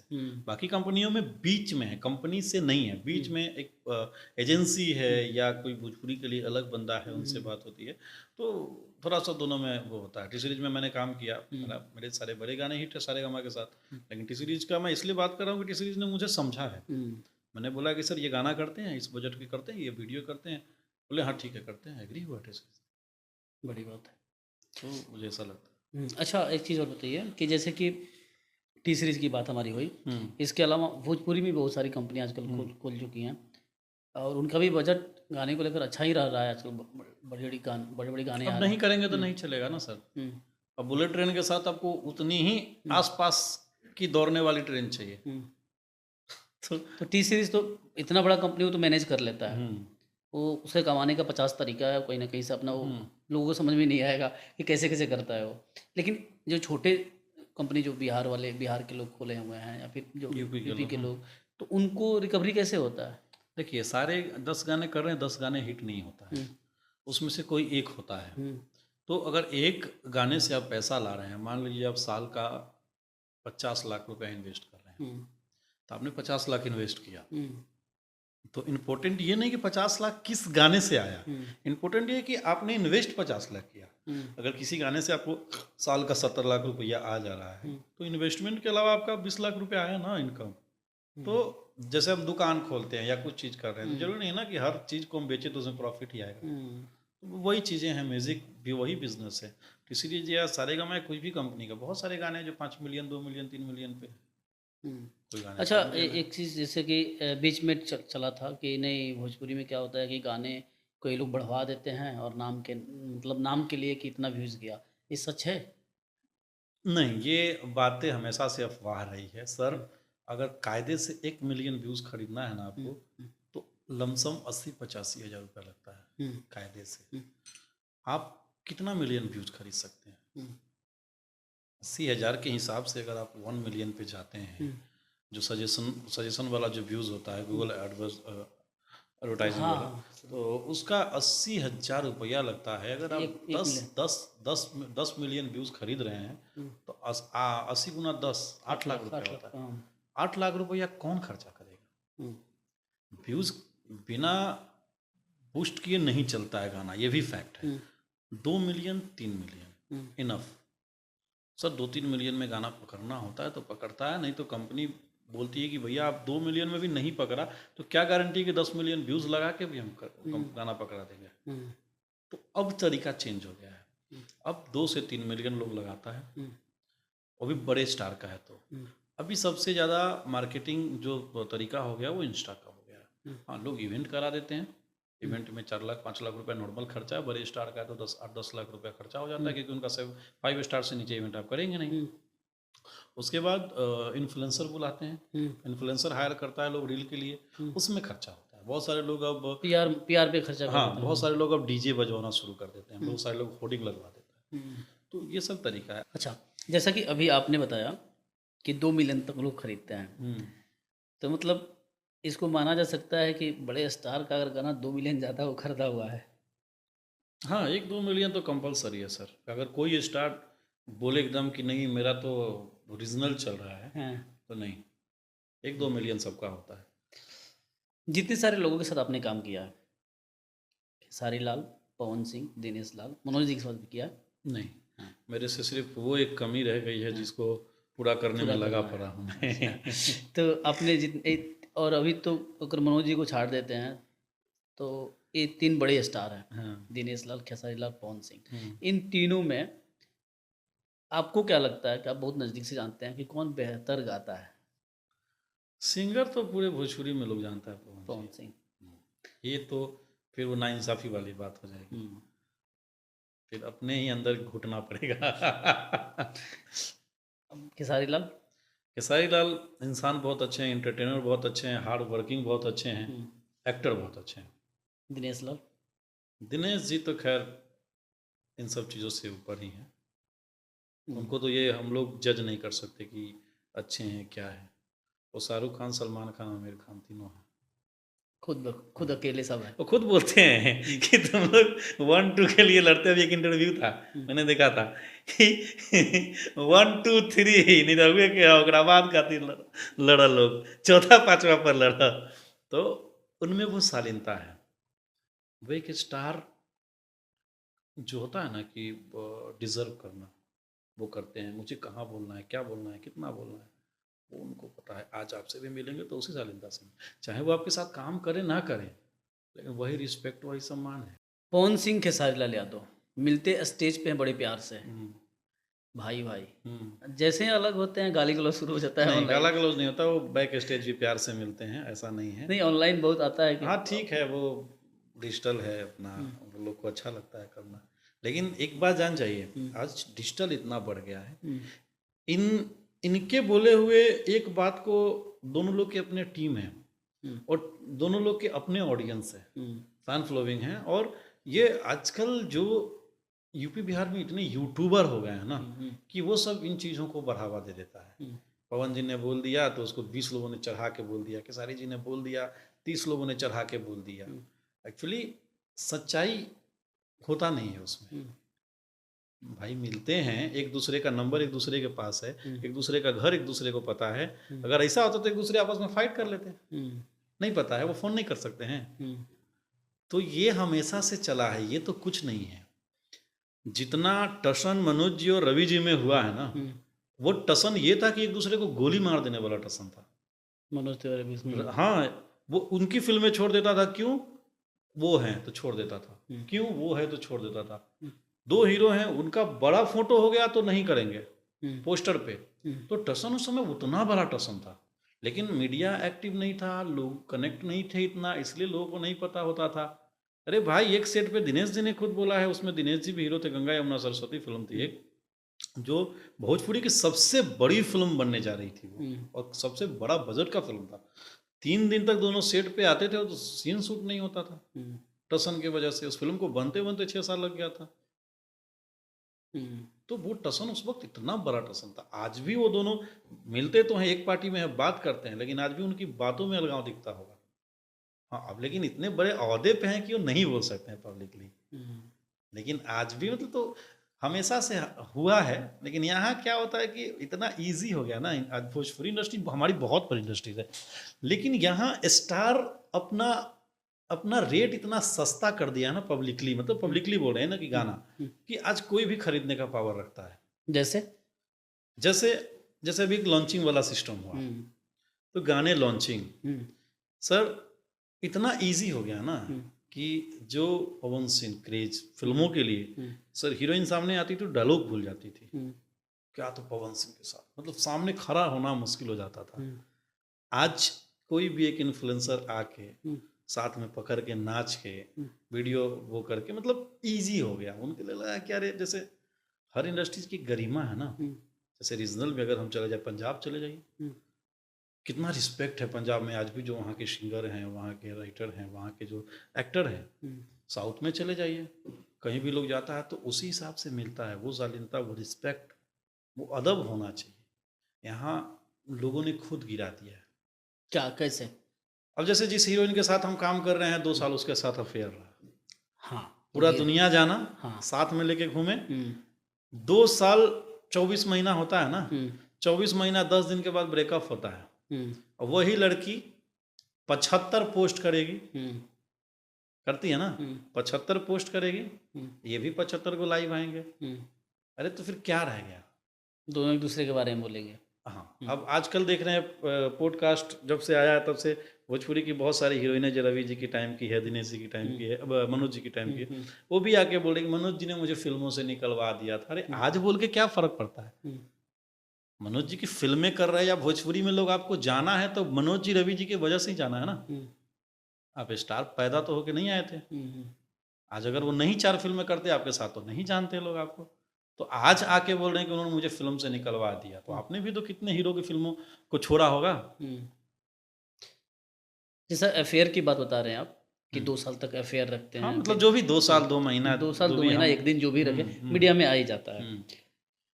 तो फिर यही अफेयर किसी और हीरोइन के साथ आ जाता है 2 साल के लिए।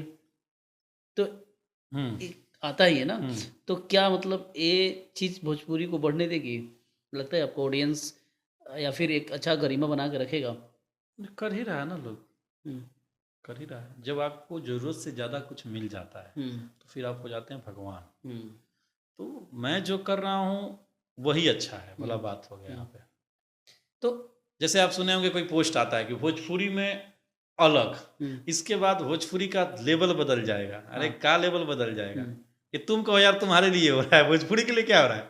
भोजपुरी तो पहले भी लता मंगेशकर ने गाया है, किशोर कुमार गाया, रफ़ी साहब गाए हैं। हुँ, आप बोलो ना कि हमारे लिए पहली बार हो रहा है, आप क्या भोजपुरी के लिए कर रहे हैं? हुँ, भोजपुरी के लिए करते तो भाषा के लिए सोचते, हुँ, भोजपुरी के लिए करते तो यहाँ के लोगों के लिए सोचते। हुँ, आज भी ना हमारे भोजपुरी में कोई यूनियन है, ना कोई संस्था है। हुँ।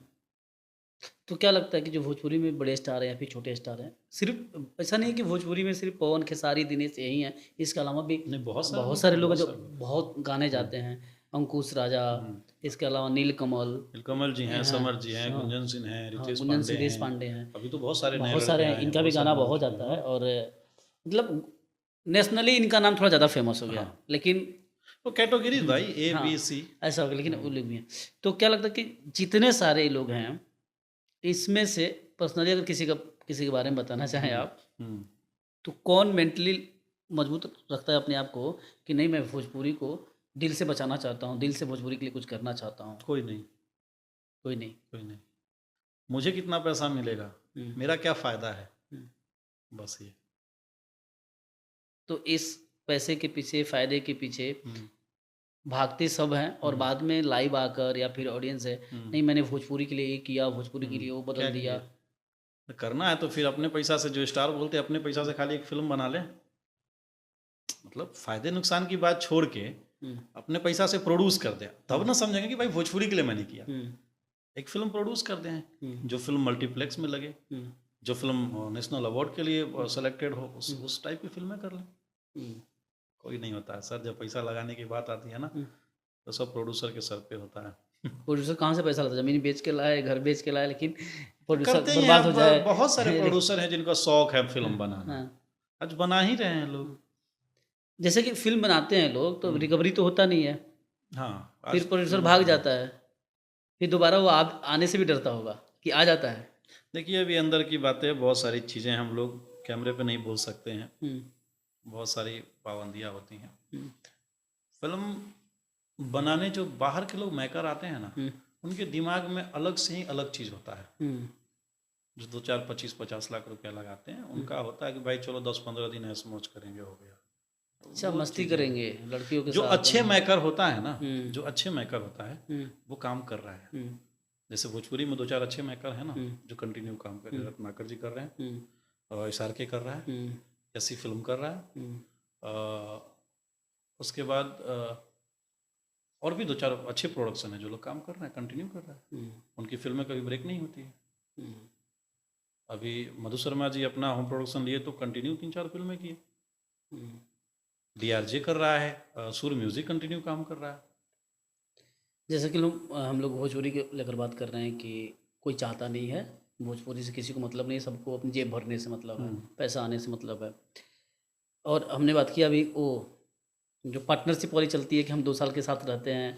हाँ, हाँ, वो तो ठीक है, अच्छा, इंडस्ट्री जब वो हर नहीं जगह हाँ, होता है। लेकिन भोजपुरी अभी में फ़र्क ये है ना कि हाँ, हम भोजपुरी वाले साथ लेके घूमने लगते हैं। हाँ, तो जैसा कि अभी एक एक्ट्रेस हैं काजल राघवानी, हुँ, उनका वीडियो मैं देख रहा था हुँ, और कौन सी सॉरी हुँ, खेसारी लाल यादव के साथ में, हुँ, बहुत अच्छे एक साथ मतलब वो रहे हैं, हुँ। उनकी दोस्ती रही है या फिर प्यार मोहब्बत जो भी हमें नहीं पता हाँ, मतलब प्यार था, वो जैसे तो दुनिया हाँ, जानती हाँ है, वो जी, लोग खुद कबूल करते हैं। हाँ, तो क्या अगर प्यार था जैसा आप बताएं हुँ, दुनिया जानती है, हुँ। जब होना चाहिए था प्यार ये क्योंकि ऑलरेडी खेसारी लाल यादव की देखिए, परिवार प्यार है। होना गुनाह नहीं है, वो तो हाँ, किसी को भी, ऐसा हाँ, नहीं है कि प्यार शादीशुदा है तो आपको प्यार नहीं होगा। बहुत सारे लोग अपनी वाइफ़ के साथ जीवन बिता दिए, लेकिन वाइफ़ के साथ प्यार नहीं हुआ। हुँ, तो वो अलग बात है। हमारे यहाँ तो लोग जितने भी स्टार बने, उनकी शादी बहुत पहले हो चुकी है। हुँ, तो वो प्यार करने का कोई उम्र नहीं होता है, ठीक है? वो उससे अब आगे की बात करते हैं। ठीक है प्यार की उम्र नहीं हाँ, होती समझ गया, तो एक सीमा तो होती होगी ना उसकी, हाँ, लिमिटेशन होता है। लिमिटेशन तो होती हुँ, होगी ना, तो लिमिट होता है। लिमिटेशन हमारे यहाँ ज किसी के पास लिमिटेशन नहीं है। उसका सबसे बड़ा रीज़न क्या है कि ये इंडस्ट्री एजुकेटेड नहीं है, लोग पढ़े लिखे नहीं हैं। हुँ, लोग गाना गाना शुरू किए, स्टार हो गए, फिल्म करने लगे, फिल्में हिट हो गई, कब ये लोग ग्लोबल स्टार बन गए।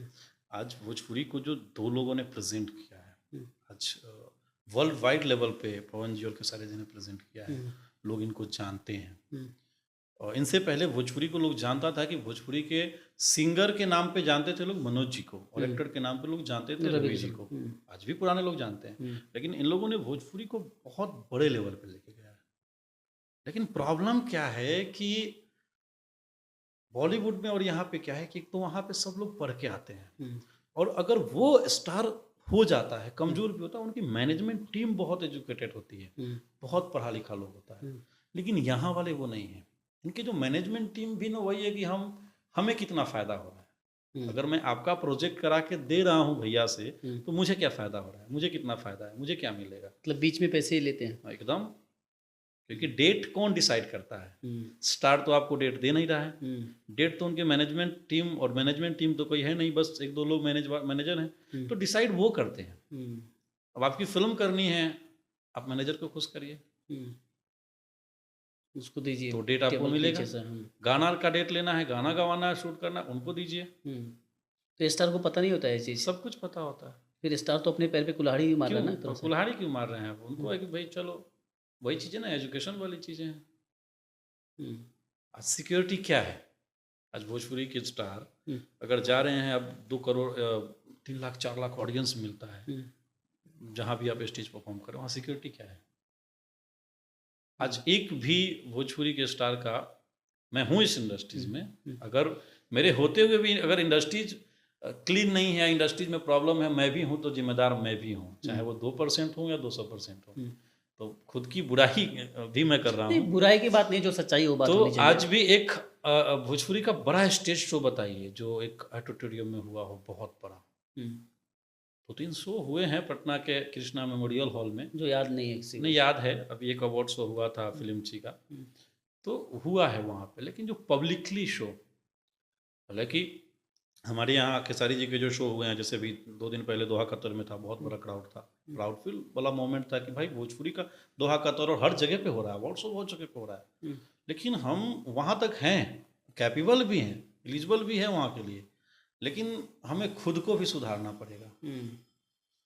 एक बड़ा नेता बन गए कोई भी आदमी, बहुत बड़ा पार्टी का नेता बन गया, और उसके बैक का जो सपोर्टर टीम है वही करप्ट है, तो नेता भी करप्ट होता है। नेता को क्या नहीं पता है कि कौन हमारे नाम पे घूस ले रहा है, लेकिन उसकी ये भी मजबूरी है कि उसको बोल भी नहीं सकता है। कहीं ना कहीं वो ऐसा स्तंभ अपने आप को बना लेता है ना कि नेता नहीं बोल सकता है।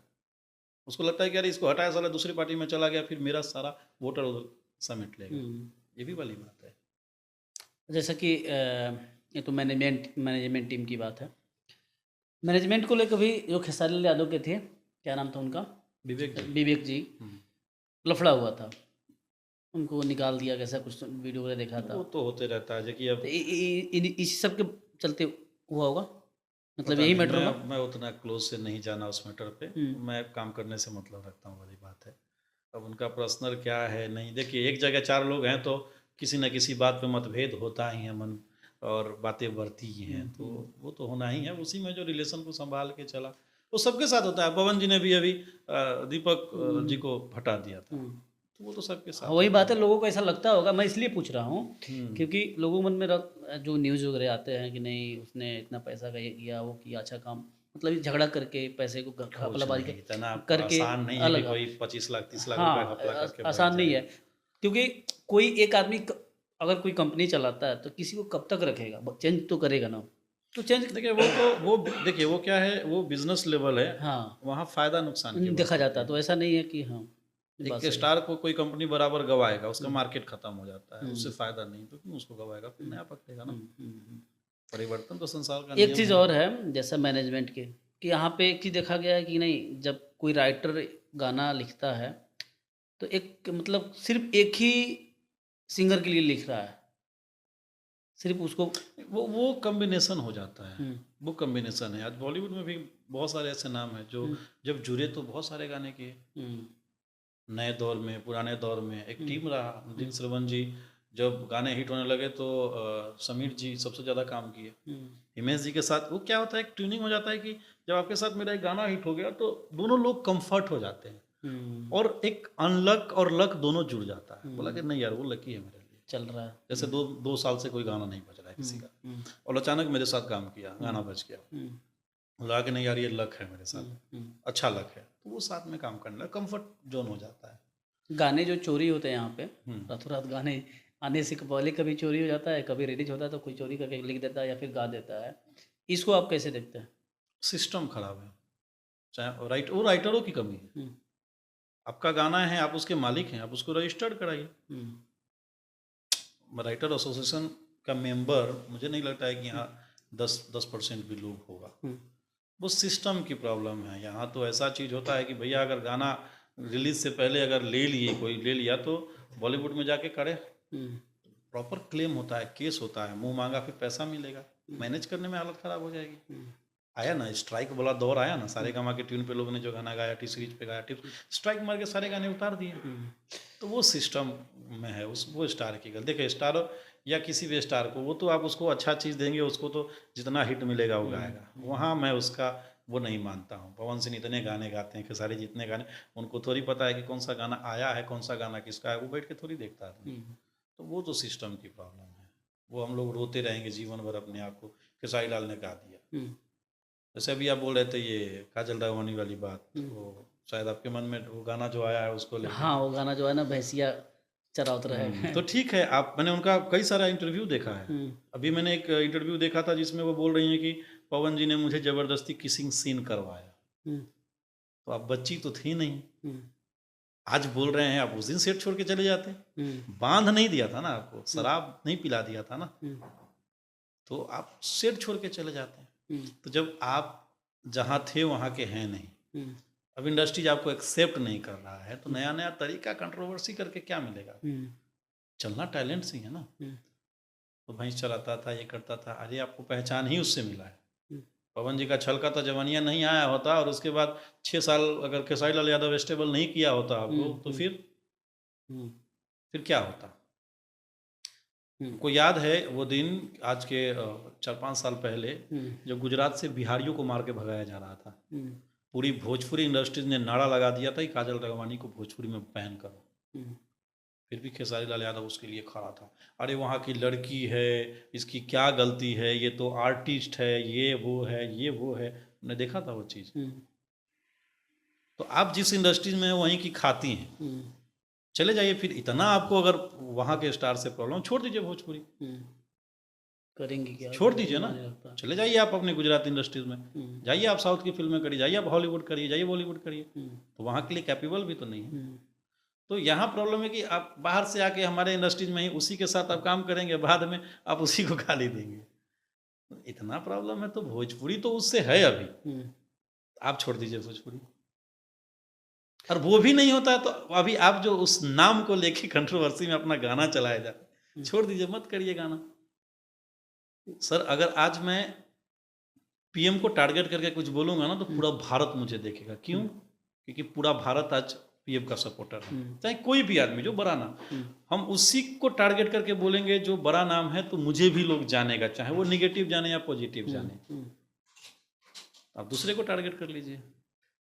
जैसा अभी उन्होंने एक गाना किया है खेसारी जी के ऊपर, तो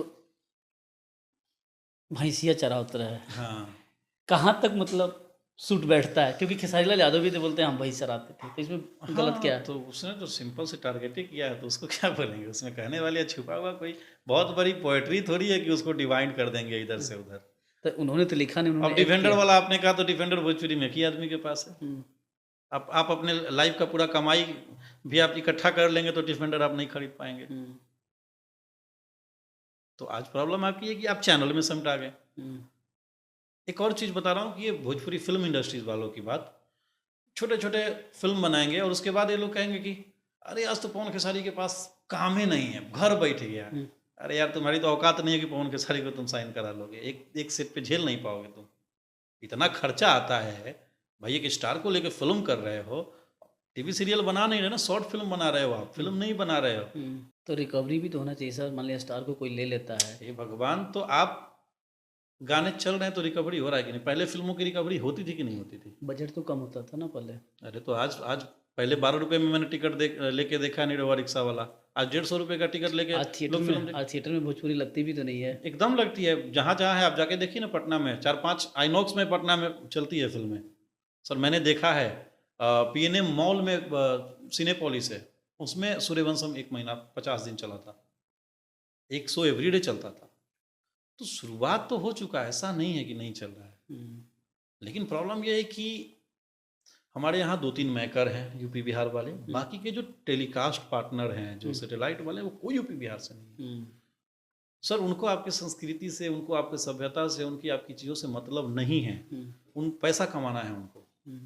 तो जो सैटेलाइट पार्टनर सब बाहर के हैं, यूपी बिहार वाले नहीं हैं। उनको नहीं लगता है कि हमको चीज़ों को बढ़ाना चाहिए।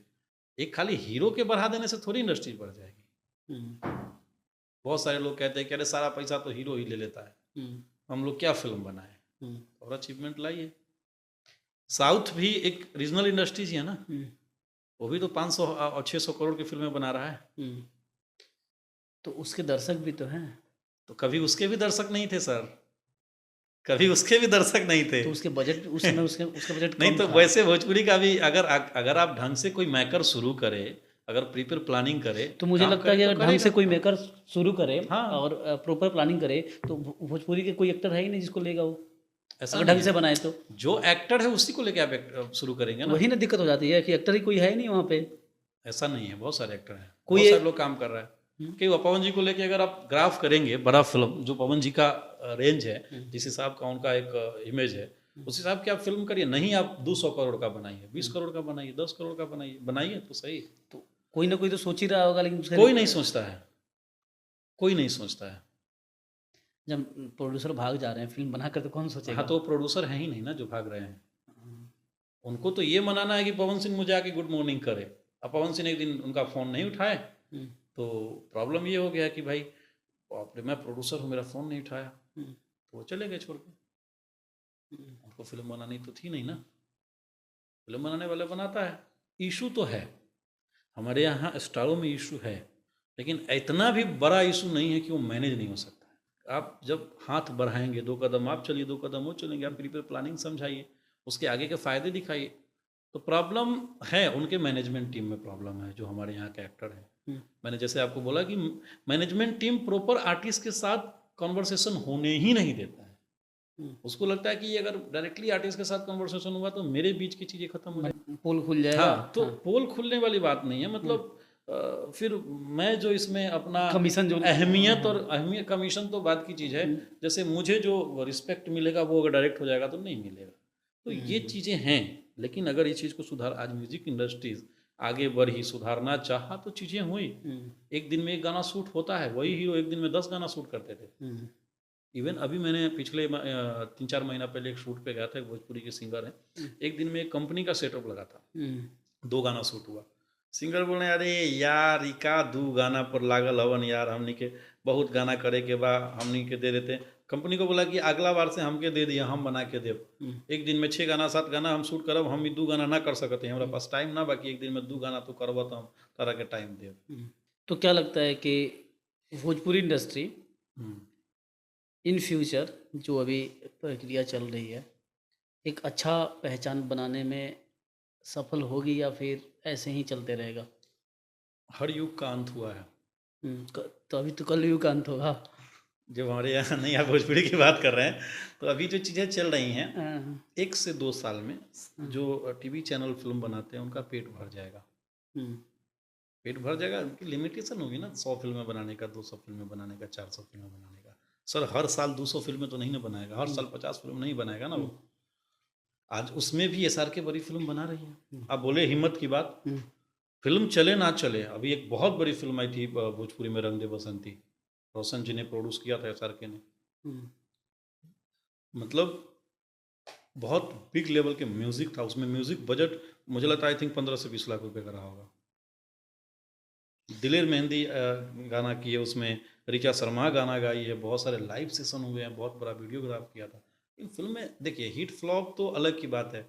आज सलमान खान की फिल्म फ्लॉप होती है, अमिताभ बच्चन की भी होती है, शाहरुख खान का भी होता है, रजनीकांत का भी होता है।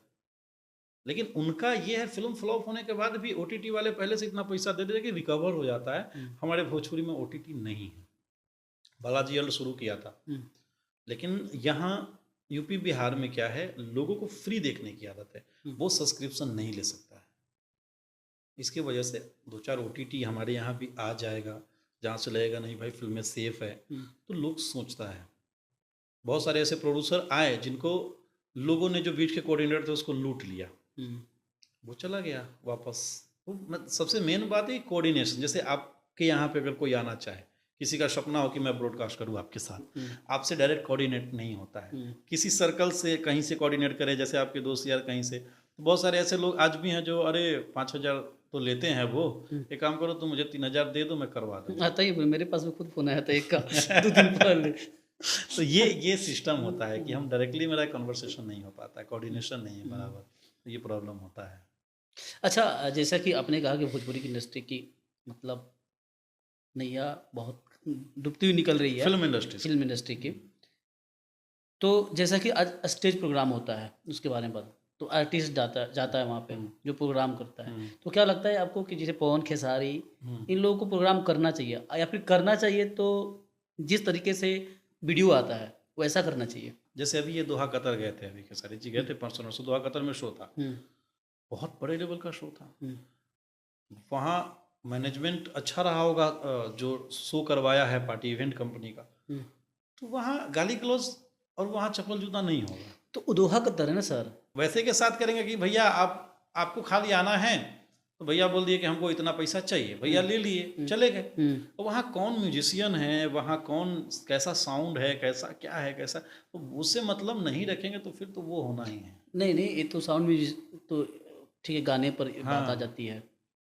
एक होता है कि प्रोग्राम चढ़ रहे हैं, स्टेज पे जाते हैं, वीडियो आता है, जो बड़े आर्टिस्ट हैं वो गाना गा रहे हैं, लड़की है वहाँ पे कुछ उल्टा सीधा उसको बोल रहे हैं, चिपका रहे हैं, वो सब वीडियोज सामने आते हैं, जिसको लेकर मतलब एक अलग ही भोजपुरी पे नज़रिया बन जाती है कि नहीं वो चलेगा, वो चलेगा। जैसे मैंने आपको बोला एजुकेशन, वो चलेगा, उसको आप कुछ नहीं कर सकते। तो वो मतलब चलना चाहिए, अच्छी बात है। नहीं, अच्छी बात नहीं है, लेकिन अब आप जो लोग कर रहे हैं उनकी वो आदत है, वो करेंगे। तो इसी से तो भोजपुरी की कहीं ना कहीं जो पहचान बन रही है, कहीं ना कहीं गलत तो बन रही है, बाहर वीडियो जा रहे हैं। तो जो देखिए, जो कमी है वो तो कमी है, पर वही चीज़ें सुधर जाएगी। क्योंकि मैं सपना चौधरी का सपना चौधरी जो हरियाणवी सिंगर थी, उनका एक इंटरव्यू सुना था कि उन्होंने खुद इतना डांस किया, लेकिन वो क्या बोल रही थी कि आजकल हरियाणा इंडस्ट्री इतना मतलब हॉट बनते जा रहा है कि भोजपुरी इंडस्ट्री को भी आगे निकल दिया, मतलब कहीं ना कहीं भोजपुरी बहुत ख़राब है। देखिए, जिसने भी यहाँ का खाया है ना, उसी ने बजाया है। तो हरियाणा इंडस्ट्रीज हॉट बन रही है, भोजपुरी को ये कर देगा। देखिए, हॉट और फैमिलियर सब में होता है। आज हमने 2 दिन पहले फिल्म देखा हाउसफुल 5, पूरी फिल्म में खाली नॉनवेज जोक है जिस पे आप हंस सकते हैं। अक्षय कुमार भी वो कर रहा है, लेकिन हमारे यहाँ हो रहा है तो गलत हो रहा है पब्लिकली। अब कहने के लिए क्या बोलेंगे। वो अब वही चीज़ें है ना कि हमारे स्टारों ने इतना अपने आप को, अपना रेट ही इतना सस्ता लगा दिया है रिस्पेक्ट के मार्केट में कि कोई भी खरीद के चला जा रहा है। अच्छा, एक चीज़ और आपने बोला अभी कि यूट्यूबर और जो हमारे भोजपुरी में है ऐसे 2-3 लोग हैं जो सिंगर हैं, गाना गाते हैं। आप कभी रितेश पांडे जी को ये चीज़ नहीं देखे होंगे। आप उनके स्टार्टिंग से आज तक का वीडियो उठा लेंगे, कोई भी स्टेज का फुटेज, कभी स्टेज पे चिपका चिपकी और अभद्र लैंग्वेज यूज रितेश जी नहीं किए। सही बात है। इसलिए मुझे लगता है कि वो पढ़े लिखे, मतलब अच्छे बैकग्राउंड फैमिली से आते होंगे, एजुकेटेड हैं, पापा उनके टीचर रहे हैं, और भाई लोग भी, आज भी हम लोग भी मिलते हैं, तो वो रिस्पेक्ट अदब अलग होता है। उन्होंने, मैंने देखा कभी स्टेज पे वो चीज़ें नहीं देखा मैंने। एक्टिंग में भी मैंने कभी बहुत अलग नहीं देखा। तो हम हर आदमी जितना जो उसका लेवल है वो कर ही रहा है। फीमेल सिंगरों के बारे में बात करें, जैसे अंकुश जी का भी ये सीन है, अंकुश जी भी नहीं। फीमेल सिंगर की अगर बात करते हैं तो फीमेल सिंगर भोजपुरी में क्या उनको जगह मतलब दिया जाता है?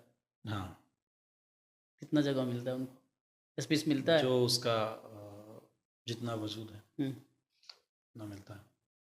कल्पना एक समय में काफ़ी चल रही थी, अभी सबका एक दौर होता है, फिर वो जब दौर से चला जाता है फिर वो क्या करता है?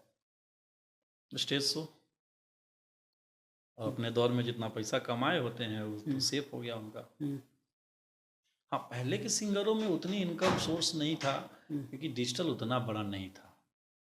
आज के सिंगर, अगर आप 3 साल स्टार, एक गाना आपका हिट होता है हम्म, तो 3 साल आप स्टार हैं। हम्म। 3 साल में इतना पैसा आप कमा लेते हैं, उसमें फिर बीच में कोई कोई गाना हिट हो ही जाता है। और अब तो महीने में एक सिंगर का 10 गाना रिलीज हो रहा है, तो उतना इनकम हो जाता है कि वो लाइफ काट सकता है। भोजपुरी में राइटर जो गाना लिखता है, अश्लीलता पर जो आवाज़ उठती है, तो जैसा आपने कहा कि मैं राइटर हूँ तो मेरा भी इसमें एक दो हाँ, परसेंट योगदान है, मैं भी योगदान कभी है। कभी लिख देता हूँ। हाँ। जैसे लोगों ने जातिवाद, मैंने अभी लिखा है, मेरे 2 जातिवाद दोनों इसी एक ही हफ्ता में रिलीज हुआ है। एक टुनटुन यादव का हाँ या हीरान, एक अभी 2 दिन पहले चिंटू पांडे जी का आया है, पांडे जी का बेटा पार्ट 2। तो क्यों आप लोगों को नहीं लगता कि नहीं लिखना चाहिए, पैसा छोड़ एक देना होता है चाहिए? जातिवाद, एक होता है अश्लीलता। तो जातिवाद आजकल देखिए इंडस्ट्रीज जातिवाद में बढ़ चुका है, ऑडियंस सबके अलग अलग हैं, तो उसमें कोई ये नहीं होता है। अब जो हिरान पे चल रहा है वो हिरान पे चल रहा है, ऐसा नहीं कि वो बबुआन का नहीं सुनता है। बबुआन गाना आया है, अगर बबुआन गाने 200 मिलियन हुए हैं ना, तो सर 200 मिलियन उतने लोगों ने सुना है ना। जरूरी थोड़ी कि खाली राजपूत ही सुना होगा, ब्राह्मण नहीं सुना होगा उसको, यादव नहीं सुना होगा, कुर्मी नहीं सुना होगा, कोई नहीं सुना ही होगा ना। तो वो जो इंटरेस्ट, जैसे अभी इंटरेस्ट जिसको जिसमें इंटरटेनिंग वाला मजा आता है, इंटरटेन जो जिसमें करता है वो सुनता है उसको। बीच में आप गाने भी लगे थे, नहीं, बीच में नहीं गाया था, मैं शुरुआत में गाता कब था। गाए थे? स्टार्टिंग में जब आया था तब। तो ये कैसा गाना गाए थे आप? हम तो सैड सॉन्ग गाए थे 2-3, मेरा एक सीरीज था हर जाई, उसके पार्ट 3 तक किए थे, 1-2 गाना और गाए थे। उसमें किसी को अच्छा लग गया था तो 3 लोग पैसा लगा दिए थे, भैया मेरे लिए गा दीजिए, तो मैं कहा नहीं, तो वो नहीं था। फिर बाद में राइटर जब हो गया, गाने बजने लगे तो गाने का मौका। उसके बाद से गाए नहीं? हाँ, गाए नहीं। अब इतने बड़े बड़े लेवल पे गायकों के साथ काम कर लिया कि अब हमारी आवाज़ खुद हमें खराब लगती है। तो ऑडियंस को तभी था कि अरे यार मैं बहुत अच्छा गाता हूँ। तो ये हर जाई जो गाने गाए, फिर इसका शौक कैसे आ गया, कहाँ कैसे? ऐसे ही मतलब गायकी का शौक था तो चल दिया। भोजपुरी में हम्म, फीमेल सिंगर हम्म, सबसे बढ़िया गाने वाला, प्रियंका सिंह। दूसरा शिल्पी राज और प्रियंका सिंह को अगर लिया जाता है एक साथ में, हम्म, तो पब्लिक में गाने किसके सबसे ज़्यादा सुने जाएंगे जो बजते हैं?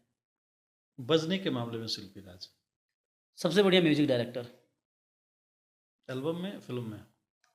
एल्बम ही बोलेंगे, एल्बम बताइए। और मेरा पसंदीदा म्यूजिक डायरेक्टर, जो परफेक्ट म्यूजिक डायरेक्टर है, वो छोटू रावत। सबसे बढ़िया राइटर? सबसे बढ़िया राइटर आज भी विनय बिहारी, नए में अरुण बिहारी। सबसे बढ़िया एक्टर? मामला फंसा दिए आप। सबसे बढ़िया एक्टर दिनेश लाल यादव। सबसे ज़्यादा बोलने वाला, बहस करने वाला, नहीं, मतलब बोल तू? सबसे ज्यादा बात करने वाला और बातों में भी इंटरटेन करने वाला खेसारी लाल यादव। उनके इतना कोई नहीं बोल सकता है, वो हर एक शब्द को 50 महीने पे बोलेंगे, शब्द कम पड़ जाएगा। सबसे बढ़िया एक्ट्रेस? अक्षरा सिंह। और अम्रपाली? एक ही ऑप्शन देना है ना, दूसरे ऑप्शन में अगर दी तो? आम्रपाली जी और अक्षरा जी दोनों सिमिलर ही हैं, बस मार्केट का फर्क है। सबसे बढ़िया प्रोड्यूसर?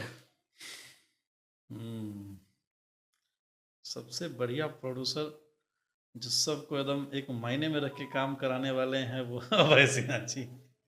उनको पता है ट्रिक काम कराने का, बाकी लोग से लोग थोड़ा सा दाहिना बाया हो जाते हैं। जैसे आपको अगर मौका मिलता है, दो लोगों में झगड़ा होता है, सपोज पवन और खेसारी में,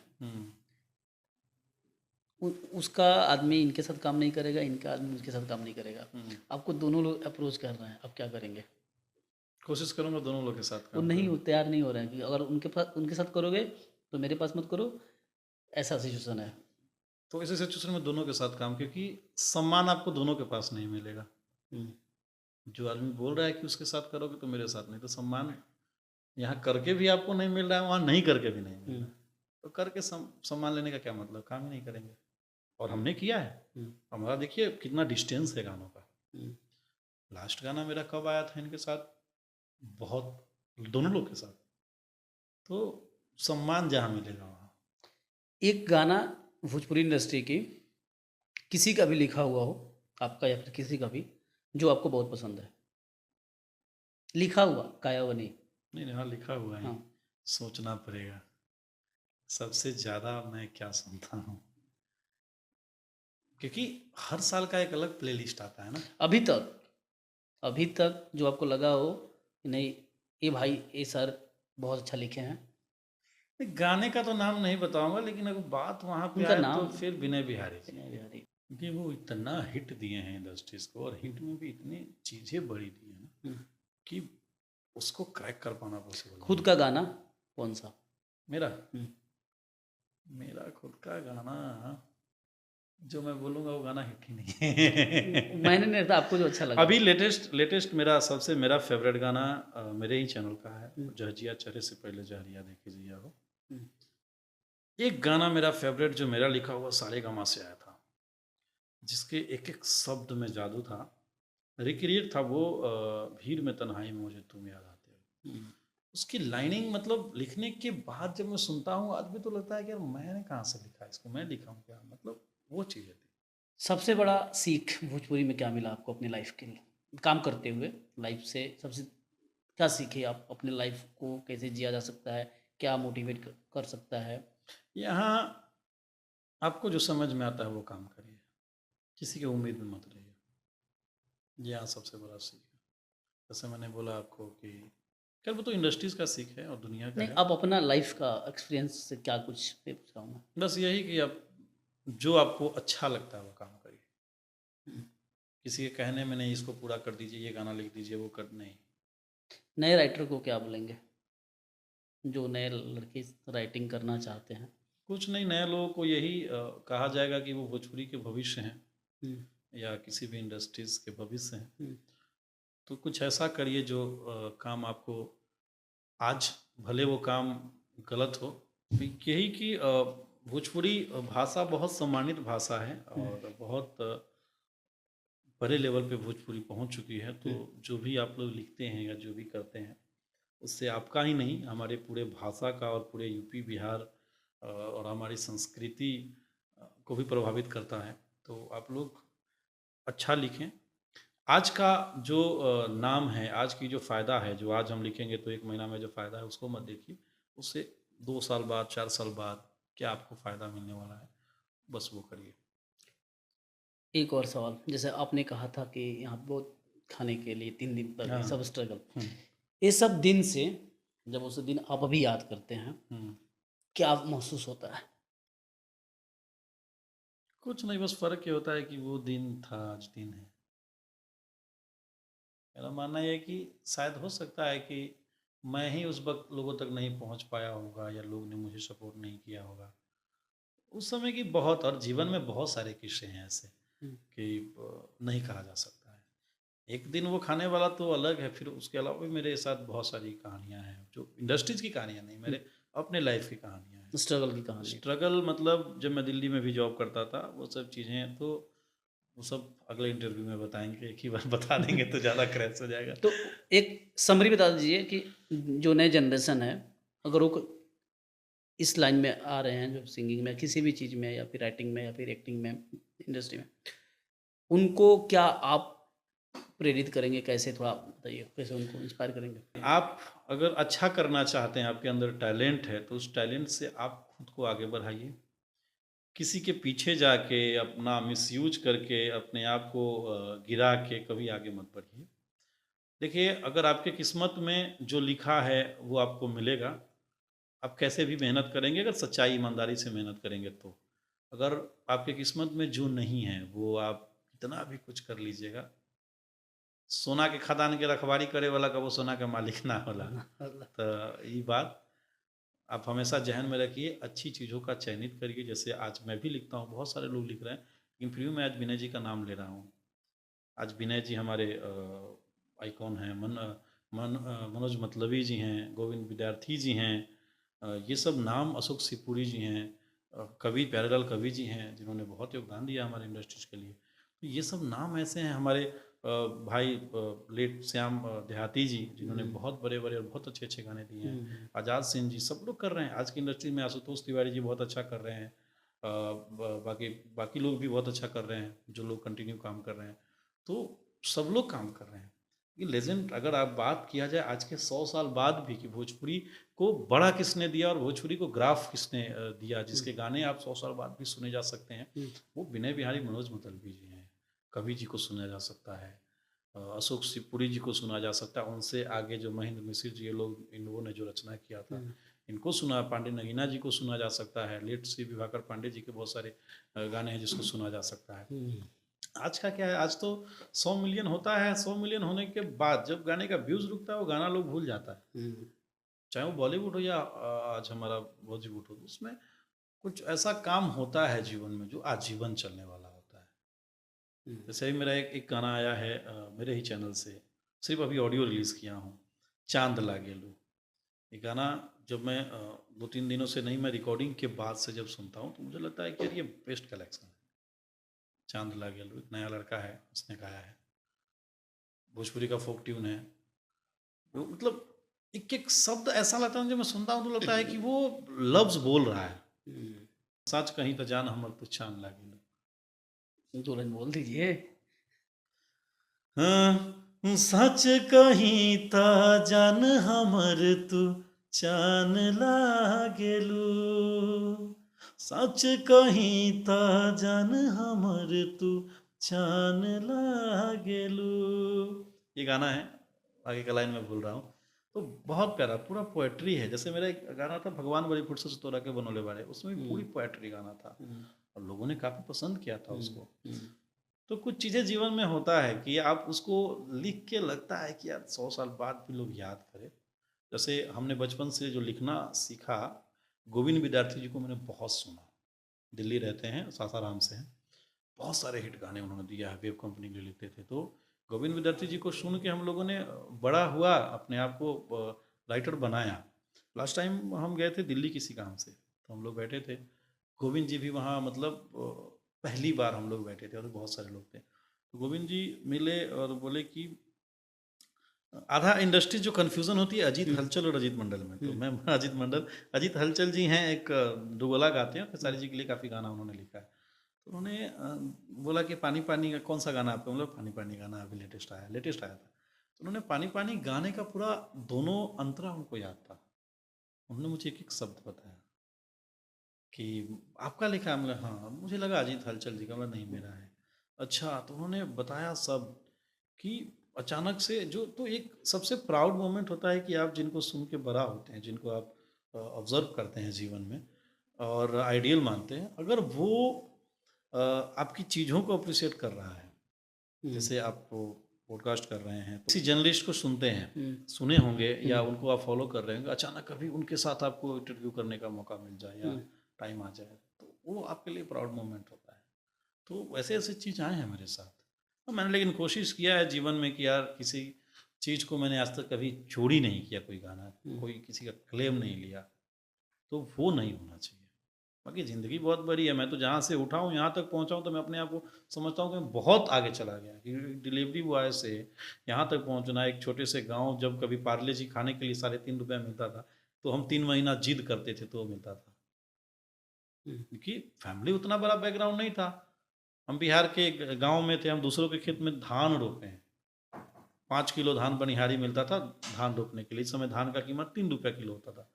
हमने दूसरे के घर में ईंट ढोया है, हमने प्लास्टर में मसाला मिलाया, तो वहाँ से यहाँ तक आया है। तो जर्नी मेरी कोई ऐसा नहीं कि मैंने यहाँ तक पहुँचने में कोई बहुत मेहनत करके, और छोटी सी जगह से यहाँ तक हम भी आए। तो मुझे लगता है कि चल रहा है, अच्छा इम्प्रूवमेंट है, आगे भी करेंगे।